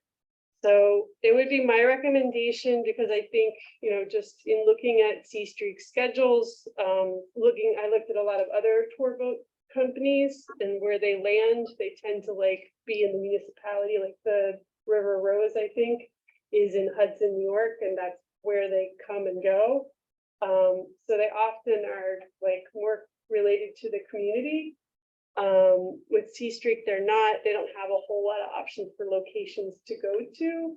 They want to do Bear Mountain, and they continue to link Bear Mountain and West Point to the Cold Spring destination.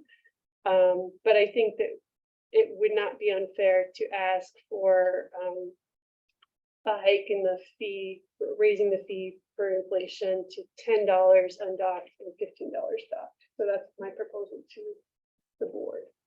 Which is sort of gets us back to where you were originally, even after this exercise, but it's clear that they're losing locations, and we have an asset. And I think municipalities that are heavily have become tourist attractions are more and more less open to this, and we're hearing this from our residents. So I think that we do need the revenue, and you know, we're not in a place yet where we're cash flush. So we should make this work for us, and not against us. You're unmuted. Do you have something? No, I was gonna ask if you could just repeat the last numbers that you're suggesting. I'm suggesting $10 undocked, so that's a $2 rate hike, and $15 docked, which is a $3 hike. Thank you. Total. I'm in favor as well, and I think that gives us some flexibility to look at the dates with a more critical eye. We, you know, could meet our planned budget amount with fewer dates, actually, or more undocked days. So that's the other thing, is that ideally we would go back to C Street and give them either an approval or an amendment to the dates that they requested, because they do need to post this and start planning, because it's soon, and what we've seen with them repeatedly is the less time they have, the more cancellations we see. Like September They was need the canceled planning last year because we approved it at the beginning of September, so they didn't have time to sell the tickets. So the determinations we discussed last time, or the ideas we discussed last time, was continuing to limit the boats to 400. Incentivizing not docking here, not allowing more than one dock day per weekend. And not holding off September 2nd and 3rd, because that's a community event. Well, we said right? no August, no August. and no starting before September 15th, basically. The other, there was one more element, which was, in the past, we've allowed them to cancel and be refunded. And we also discussed having a cancellation fee of half of the fee for the day, so that we don't lose huge chunks of revenue because, you know, cloudy weather or not enough ticket sales. Yeah, because it's a revenue source that we currently are dependent upon. We rely on it, and we lost a lot last year. I'm in favor of all those parameters. Okay. So just a process question. From here, we go to We have to a update written, the fee schedule. update the fee schedule and We need to written vote contract. for these rates. Do it when, We update the fee schedule. right, I'll put that on the agenda for the 26th. Work on the update of the fee schedule with these rates, $10 and $15. Okay. And coming back to, can we consider reducing the number of dates, looking at some of the weekends when we have three times in a weekend? It looks like we could, if all of the autumn proposals with these new numbers is something like $46,000? No, No. it comes out to 38,940. Oh, even with the changed. With the new rates, yeah, with the new, Reduced date. because we dropped all of August. So the new rates, would, if we approved all of the dates they requested, which included some Fridays, but not all Fridays. No Fridays in November. So Fridays through Sundays, September 15th through the end of October, and then just Saturdays and Sundays from November, first weekend of November to the 12th. But that's still more than what we budgeted for. Right, we budgeted 27,984. That gets what their proposal gets us to is 38,940. We should assume that they may cancel a handful of those dates, just because if it's terrible rain or whatever, it's not worth the fuel for them, even if they lose half the fee, it's not worth it. So, but, you know, with that said, the board should discuss whether we want to cut dates or not. I did take some of the questions forward that were raised in session last time to Matt Crew, the water and wastewater superintendent, regarding water, and the question of if we had a drought condition, should C Streak be told they can't come? And you know, the sort of the general feeling, this was at the department heads meeting, the general sense was, well, we don't have any capacity to cut off anyone else from coming. And at 2.5 gallons a flush, 400 people, it's a negligible, it doesn't make a tremendous difference. Was that a fair assessment of the conversation, Jeff? You were in the room for that. Yeah, One question. In our conversation about water shortage / usage last week, we talked about restaurants not serving water. I mean, going forward, should we have that discussion? So that's part of the code review that we're gonna do. And one, just to, as like a preview, you know, it's a tiered system. And talking one about question I tomorrow wanted to have is whether we put that at the first tier, right? Rather than at a later stage, make that a very early action that we take when we're starting to see that there's a water shortage. We should be starting with that. I mean, I think it's sort of a cultural shift as well, to the idea that the water is not to be wasted. Or that. There you go.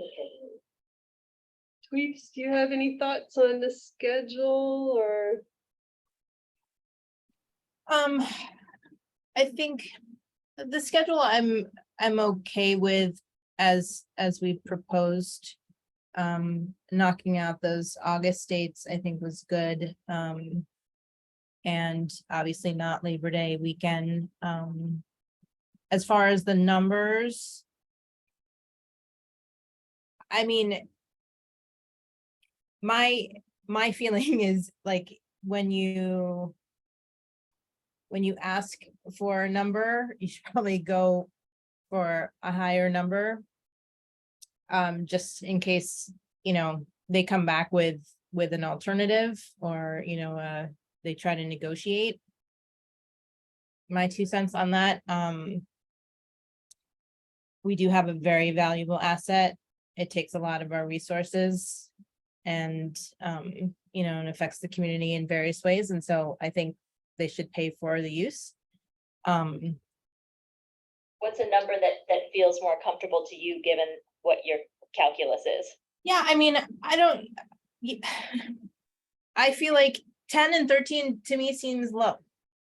10 and 15? 10 and 15, I'm sorry, 10 and 15 seem low to me.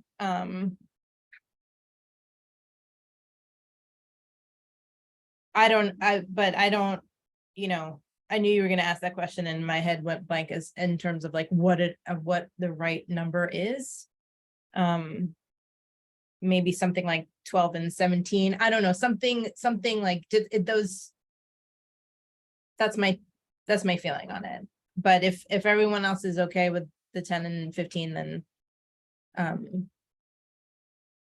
I won't raise a fuss, but those are my 2 cents on those numbers. Well, I mean, inflation is one thing. Yeah. But there's also, which is how we're arriving at these two numbers, but Yeah. other factors are the changing environment in the community and all that we're managing with Yeah. visitation. And that's, that has a dollar value and an emotional value as well. Completely. So- But I mean, also, like, I actually don't think you can, like, that emotional value number is probably way higher than anything that we're It's through the moon. talking about, and I do think that people, like, this is such an amazing asset. We should, if we're going to allow people to use it, we should make them pay. Not that we're in the business of trying to make money in this way, but I think that, We like, are in the business of being able to pay our bills and provide That's right. services, and to Catherine's point, we just approved a $6,000 budget item to add a day of garbage pickup. that's right. Another element that we should be considering is that we had budgeted to have the parking plan and the Right. hotel tax in place September 1st, and If there's any delay. highly doubt we'll have it in place on that date, Right. given the schedules that we have for getting the code updates done, and then the actual work that has to happen after that. Mhm. So there is a gap in our revenue, which again supports raising the rates. Just a temporary gap. I yeah. still think the $10, $15 rate is a reasonable hike for the first time that it's been hiked, but I think that comparing it to other communities, this is like on the higher end, but still like within total reason. What if we are looking for them to undock more than dock, correct? So why don't we raise the undocked, not proportionally higher, but higher? So if you're saying to go from, what is it, you're going to 10, go to 12 on undocked and leave the docked at 15. No, make the dock higher, the reverse, make the dock be higher and lesser on the. You want to incentivize them not to cut, right? No, I'm actually, if they're going to come and undock more than dock. So I you see. have to We need understand, we could maybe 11, but they have to pay West Point to dock too. So when they It's $4 at West Point, though, right? It's $4. So if it were $4 there and $11 here, then it ends up the same, and that seems totally fine. But if you raise it to 12 and docked is 15, then they actually save money by docking here, except for that we don't allow it one day. I just thinking, would they undocked more often? Well, we've already limited it to 1 day a week that they can dock. Given what just transpired this on Sunday, I don't know how viable it will be for them to. Go into West Point. Right. go to West Point. Yeah. I mean, I don't know what conditions they're docked Also, in, they're but covering the police officers walking tour. Yeah. Just, that's also gotta be a factor for them for budgeting also, and we just got a 2% raise. It's not a lot of money, but I mean, these are things that are, if you're talking about budgeting. yeah. We pay it on top of this. No, just add that in. No, that was calculated with the fee covered it. It was in there, okay, I just didn't know. Yeah. And so you're saying wages have increased, Everything. everything under the contract has increased. But that's the idea of making it go with inflation, because then you assume that all of our prices have gone up with inflation, and this basically responds to that. Except that we've never charged what we should have from the beginning. So we're kind of starting, like, we're already starting at like a lower number, even though we've raised it for inflation. You know what I mean? Like we've never charged what the value is of this asset. I mean, that's an opinion. I don't know what is that the value of the asset when it started. Well, I mean, the numbers have been low since C Street started coming to Cold Spring. Like the numbers that they Well, first. that was a comparable number when established in 2017, right? But those, but I'm saying like that, that was based on numbers that were already, I think, too low, is my point. Comparable maybe, but not a number that Put expressed. money on, like a rate on emotional value of. No, not emotional. I'm talking about like use of our space, of our services, of our community. You know, it's not like an emotional thing for me. It's just a concern that we get what we need for the use of. We were talking about emotion, we were talking about the sort of quality of life. I was talking about quality of life impact for residents. What were you gonna say, Laura? I mean, just, I think one point that Tweeps had made was having a number that we can negotiate with. So can we say increase it instead of 10 and 15, 11 and 16 as a starting point? That sound good to you, Tweeps? That's fine by me.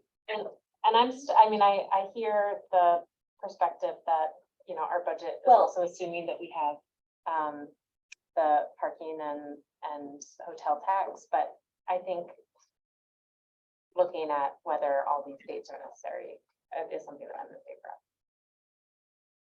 of. But Jeff, we have to set the fee schedule before we can That's right. provide the document price. So that like the negotiation happens here. That's right. I need a number to put into that fee schedule so we can get it on the calendar, so we can vote on it, so we can do this. Laura, would you like to make a motion with the numbers you've proposed?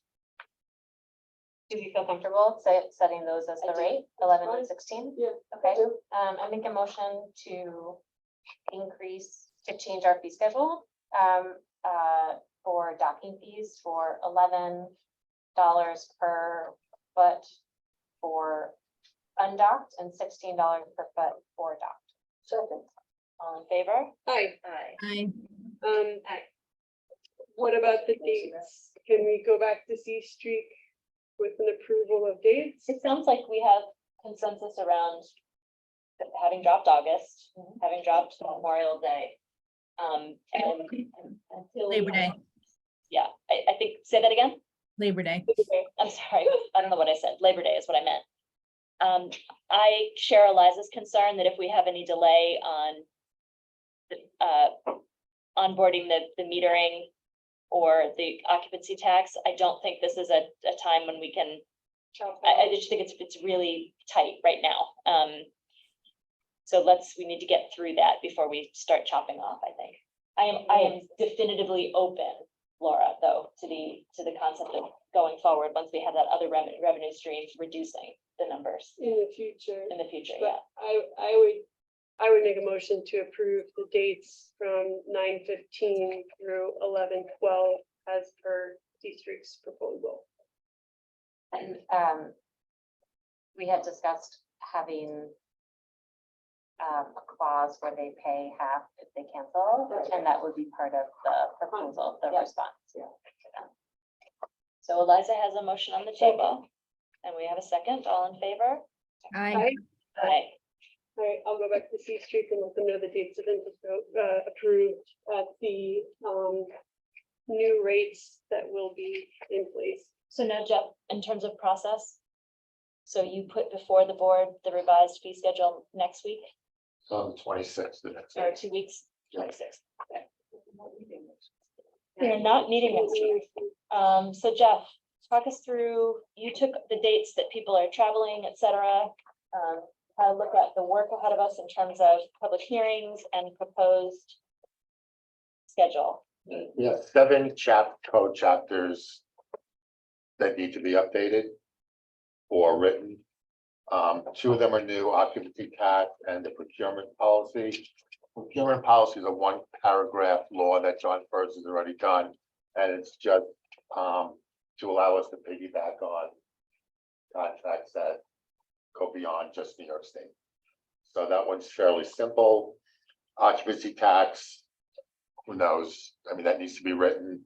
I have Deborah investigating some surrounding communities to see what they have, and we can try modeling after that. And Jen's work did make a start on that, so we should have her deliver her work to Deborah.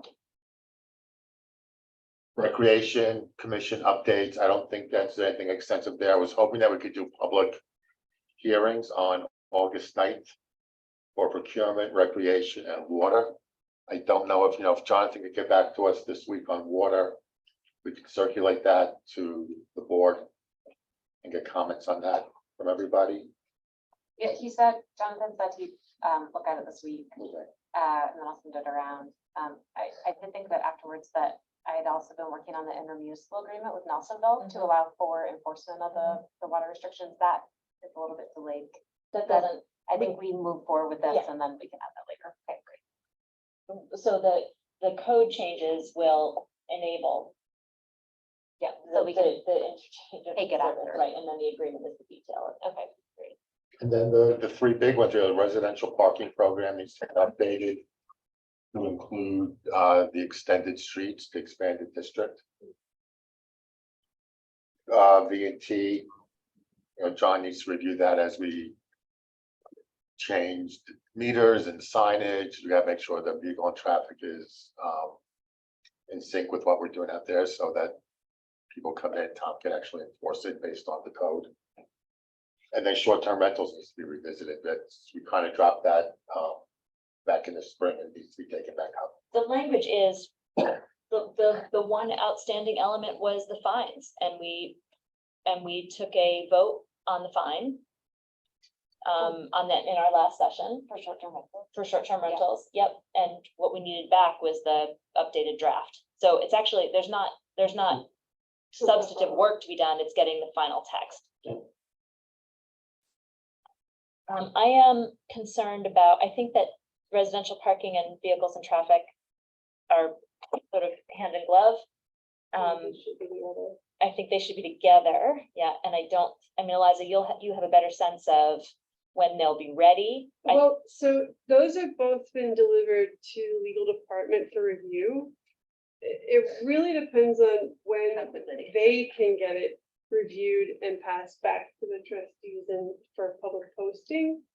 But seeing that that's like more than a month away, we just need to hear from them. Yeah. If they can say, yes, we'll have it ready by the 7th of August, then Jeff, would we announce on the 16th The way and in 2 weeks? we would need to set a date by resolution. We need to set a date for the public hearing. Right. So we need 2 weeks then from the time we set the date to the public hearing. And we have to post the draft on that date? Yes, if we don't have it, we have to make it available. Once we make the announcement that there's gonna be a public hearing, we have to have all the documents ready. So at a minimum, from the date you set the date for the public hearing, 2 weeks after that for the public hearing. Any adjustments, you can as quickly as a week later adopt if there are no comments in the public session and. So we go this, forward. so this, we the would- public hearing date, go back from the 8-9 date. It's August 2nd is when we would post the draft. No. weeks. We need 2 weeks. The 26th for water procurement and recreation committee, we would need to have I would need to do a resolution at the meeting on the 26th. I would set the date and time for the public hearing, which would be on the 9th, which is the 2 weeks after that. Okay, so and procurement is ready to roll. Yep. Tweets has committed to delivering rec by the end of next week. What was the other thing that you were looking at for that date? The third thing? Oh, water. And water, Jonathan, we just need to poke him again. And he said this week. This week. So I think that is reasonable to aim for setting the date on 7/26. Just, Um, can I just but note something? I'm actually not gonna be here on the 26th. And neither am I, so it'd be bare quorum that day. Jeff, do you prefer to wait for the week after? And then, we just keep pushing everything back.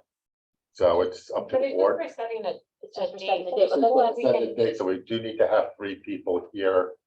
in Right, and person. I'm I realize it's three people is a bare quorum. I'm asking about, do you have any concerns about a vote like that being a bare quorum vote? I don't know if that's up to the board's not. I am comfortable with just setting a date. Yeah, it's not a hearing. I mean, it's It's just different a than, date it's not posting. a hearing. And you're not making determinations. Yeah, I think it's fine. Okay. And then, so working back from that, 8/2 would be the date we would set if we were to make a public hearing on the 16th for parking and vehicles and traffic. We would work back to setting the date on the 2nd, right? Which means we needed the draft back from the legal team, by the 28th. Which is 2 weeks from now. Yeah, I think that's, and also having fire under the feet is a good, is a good thing. yeah. I mean, if we have to move it, we move it. I think it's a good goal. Go ahead. I'm out on the 23rd, but, as long as there's enough people to adopt it, fine. But you'll be here for the public hearing portion. Okay, yeah. So and that would be both residential parking program and vehicles and traffic? That's the goal, okay. What'd you say, August 23rd? August 23rd would be the adoption date. The public hearing would be 8/16, August 16th, and we would post a draft and announce the meeting on August 2nd. Okay, so August 23rd, I'm also out. Okay, so that takes us down to bare quorum, and that I'm not comfortable with for an adoption vote. So it goes back the following Well, week. Would it be possible to join via Zoom? But I'm not entirely sure what my connectivity will be. As long as we have a physical quorum, you can join by Zoom, but we would have to know for sure that you were gonna be able to make it by Zoom. That I don't know because Okay, so to reduce that, sorry, this is like boring, you feel free, no one will be offended if you get up and walk out, but. They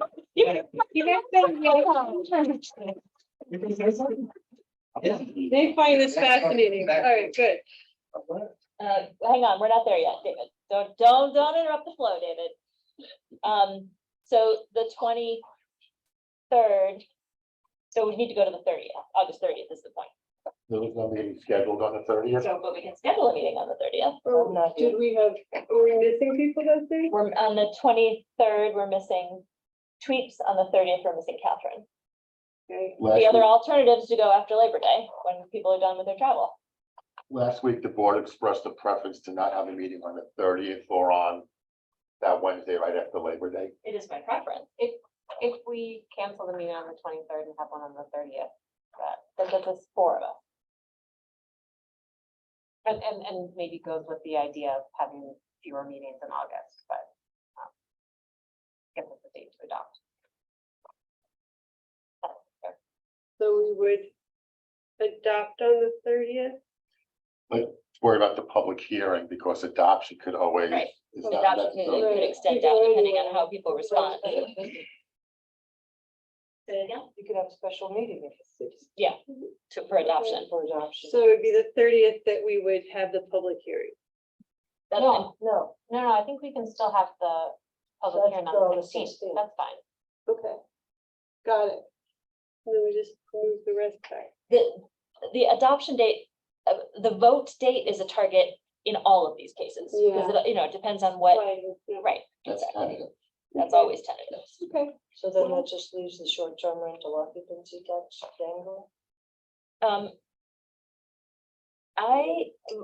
So let's check in with Jen. It sounded like she was close. I would love to be able to bundle it and be done, but if we have to move that to the second group. Do the lawyers need to review? It's been reviewed. I mean, obviously they have to look at the final again, but it's been reviewed to date for what we discussed last, whenever that was. I would put their limit, if they have limited time, putting their attention on the parking program, so we make sure that. I agree. So can we leave short-term rentals undecided until after we have more information? Yeah, short-term rental and occupancy tax are just, Okay. Yeah. Great. All right, so it would be helpful, I think, for me anyway, to lay these out in date order with a column that has publication date or provision date. And then let public me know how you hearing. want to see it and we'll lay it out that way. What? Let me know how you want to see it and we'll lay it out that way. Sounds great.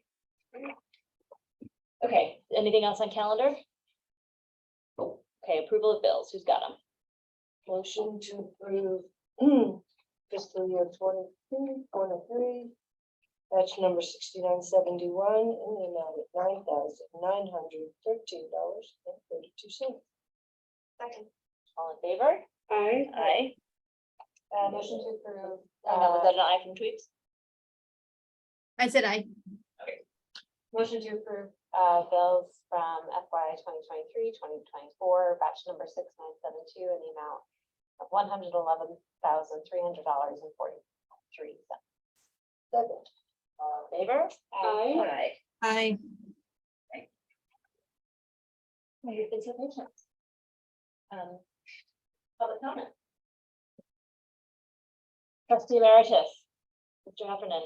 State your name and address for the record. Trustee, Emeritus, very good. Yes, I wanted to bring something up that I think is very timely in regards to the management of the ecology of our village. And I've been living next to a beautiful little stream that's sporadic, dries up in the summer. And on Sunday turned into a royal muck it up. Because it has been sort of ignored. It has never had the attention from the village. Almost never. There was one time when we cut down a tree and the village did it. About 20 years It ago. actually had some tree removal last spring, just so we're clear on the record, but go ahead. I'm sorry, I missed that. There was tree removal in the spring at the north. Oh, okay. I didn't notice it, but I'll certainly take your word for it, but it hasn't proved adequate. And the reason being is that there is a point of effluence where it comes out of the conduit, traveling a long, long way through heavy gravitational push. Can I pause? Sure. Because I don't want, and I mean no disrespect, but I need you to understand something really early. Sure. That we have been working with the consulting engineers. We have been on the ground with our congressional and state staff last week. The problem at Backbrook starts all the way up in the Nelsonville Woods. It is an under-engineered entry point. In that location, it goes under private property, under Locust Ridge. It undergrounds, comes back up again just beyond Tim Brennan's property, goes down to Academy Street, undergrounds again, goes under St. Mary's, crosses and becomes what is your stream between the blocks of Garden and Church, our stream. Goes down again under Northern, daylights at Springbrook, goes through Springbrook and into a single pipe at Fair Street that accepts almost all of the village's water. It is a sorely under-engineered and wholly inadequate stormwater system. We're aware, but cutting the trees in Backbrook is like this much of the issue that has to get fixed. And we're not going to see storms get more gentle going forward. So what we need help with is advocacy and support around getting federal and state dollars, because I mean, having sat in these seats, we don't have the money. Kathleen, with all due respect. Yes. I don't have the time for that. It could be a decade before there is some kind of agreement between our government and other municipalities and insurances. I know something right now that could be done that would fix it. At least for the stretch where it exits next to McCaffrey and goes down to Springbrook. Citizen involvement, and a small budget and citizen in supervision. The people that live next to it know it better than anyone else, at least for this stretch, where a lot of property damage gets in the way. There were multiple people on the west side, starting with the knitting store, that suffered a great deal of damage because there is this plug in the effluence of the pipe. I mean, I don't know anything about the underdevelopment of where it starts and goes through, but I know there was an explosive point right next to Bob Caffrey's place. We need a mini excavator and the guys in the highway department to come down and dredge the trench. There is no back brook from the culvert on north side of Maine for the rest of that, except for where when I put up the stone walls on both sides of Back Brook 30 years ago, I dug down. So there was no problem on my stretch of it, but there were problems on the south side of it. Bob's place is impermeable driveway also created a major problem. He never should have had that approval. And now that it's destroyed, maybe he'll redo it in a better fashion. But that's not what caused the issue either. It's that there is no trench. So I hear you. So we should fix it next week. It's not quite that simple. You are right. Okay. You are right that Back Brook is silted in. You are right that it needs an effective solution. You are partially right that the problem, that a chunk of the problem is right there at the end on Main Street. And it is part of a much larger picture that even if we dug on our own is not going to be resolved, particularly with the force and ferocity of storms we're having now. It's not going to get a lot better until we have a better engineered system throughout the village. Are there steps that we can take in the interim? Probably yes. So the conversation that we're having right now with the engineers is a stormwater study that first properly maps this crazy sort of sewn together over time.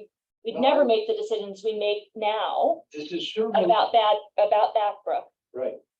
But it's not us going out there with a backhoe. It's a waterway that's protected by the DEC. We can't just excavate without a plan. No, you can. And because the reason you can is because it is not classified, because it's intermittent.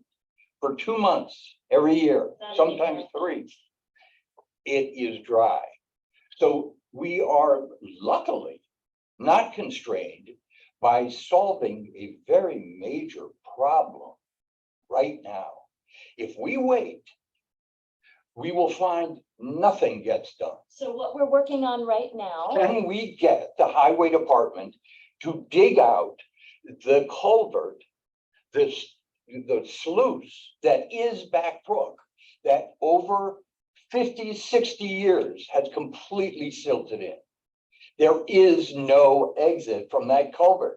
What it does is it hits a wall of silt and spreads over the whole neighborhood. I am aware. Okay. I appreciate it. Yeah. I'm But gonna- don't tell me, please, Can that let I've me got to answer wait your question. around for all Let me these. answer your question, Okay, please. can you get somebody down there? Let me answer your question, Mr. That's my Larry. question. Are you done? Mhm. So what we're doing right now, working with the county highway department, with Han Engineering, is looking at the places where the weakest points are. That's one of them. And saying, okay, we know that the larger storm system redesign is long-term and it's not gonna happen anytime soon. What are the places that we can hit now in short-term and interim ways that bridge us as interim solutions to the larger plan? One of them is the replacement of the culvert that has failed on Fair Street next to Mr. Holmes' house, that we're in discussion with the highway department. One of the things is we don't have an excavator.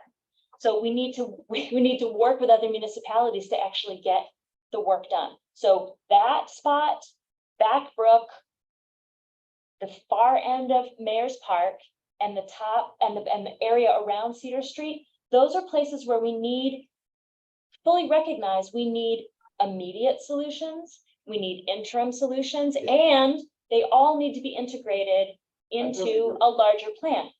What you're talking about is not wrong, but the problem with, can we get the highway guys to get a machine out there, is how everything has been done in this village for generations, and it needs to be done right this time.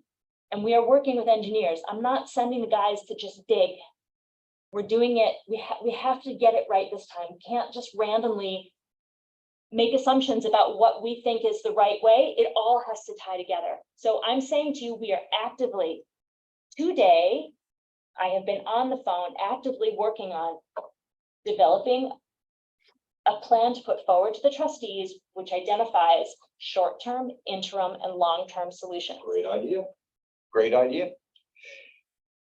But if it rains like that next Sunday, we'll have an instant. But we have broken the entire planet, and there's nothing that we have to be hardened and prepared. It doesn't happen in a day. Well, then I'm gonna get together a team with shovels I'm and gonna ask gonna you, dig it out myself. Phil, I'm gonna ask you to meet me on site with Han Engineers. I haven't walked back to your parcel in quite some time, but let's do a site visit. Great. And let's talk about the interim. Okay? Yeah, sure. I suffered no damage, by the way. I just want you to know, this is not self-serving at all. My koi pond got flooded with all that water coming down, but nobody floated. They survived it. It wasn't toxic. But I am concerned about my neighbors. I got a phone call from Seth Gallagher saying, oh my God, it's coming in my basement. And what I need you to appreciate right now, yeah, I hear you. okay. You are right. What I need you to appreciate right now is how deep in this table full of people have been in the last few days. And Phil, what's really hard is having you approach this conversation as if we haven't thought about this before. So I need to work with, I'm happy to work with you, but I need you to come to the table from a different place that says, we are collectively finding solutions. We are not unaware of all of the things you're talking about. And that's the approach I need you to take, because it is really hard to swallow after what we have all done to get through the last week, to treat us as if we are unaware of the I didn't problem. mean to convey that. I really didn't. I'm not suggesting So words at are all.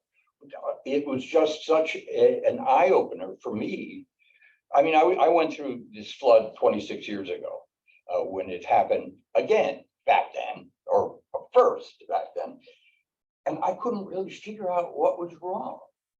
Why was this not working? And this last event gave me a perfect opportunity to go around and check out every drift, you know, as evidenced by silt, where things built up and when.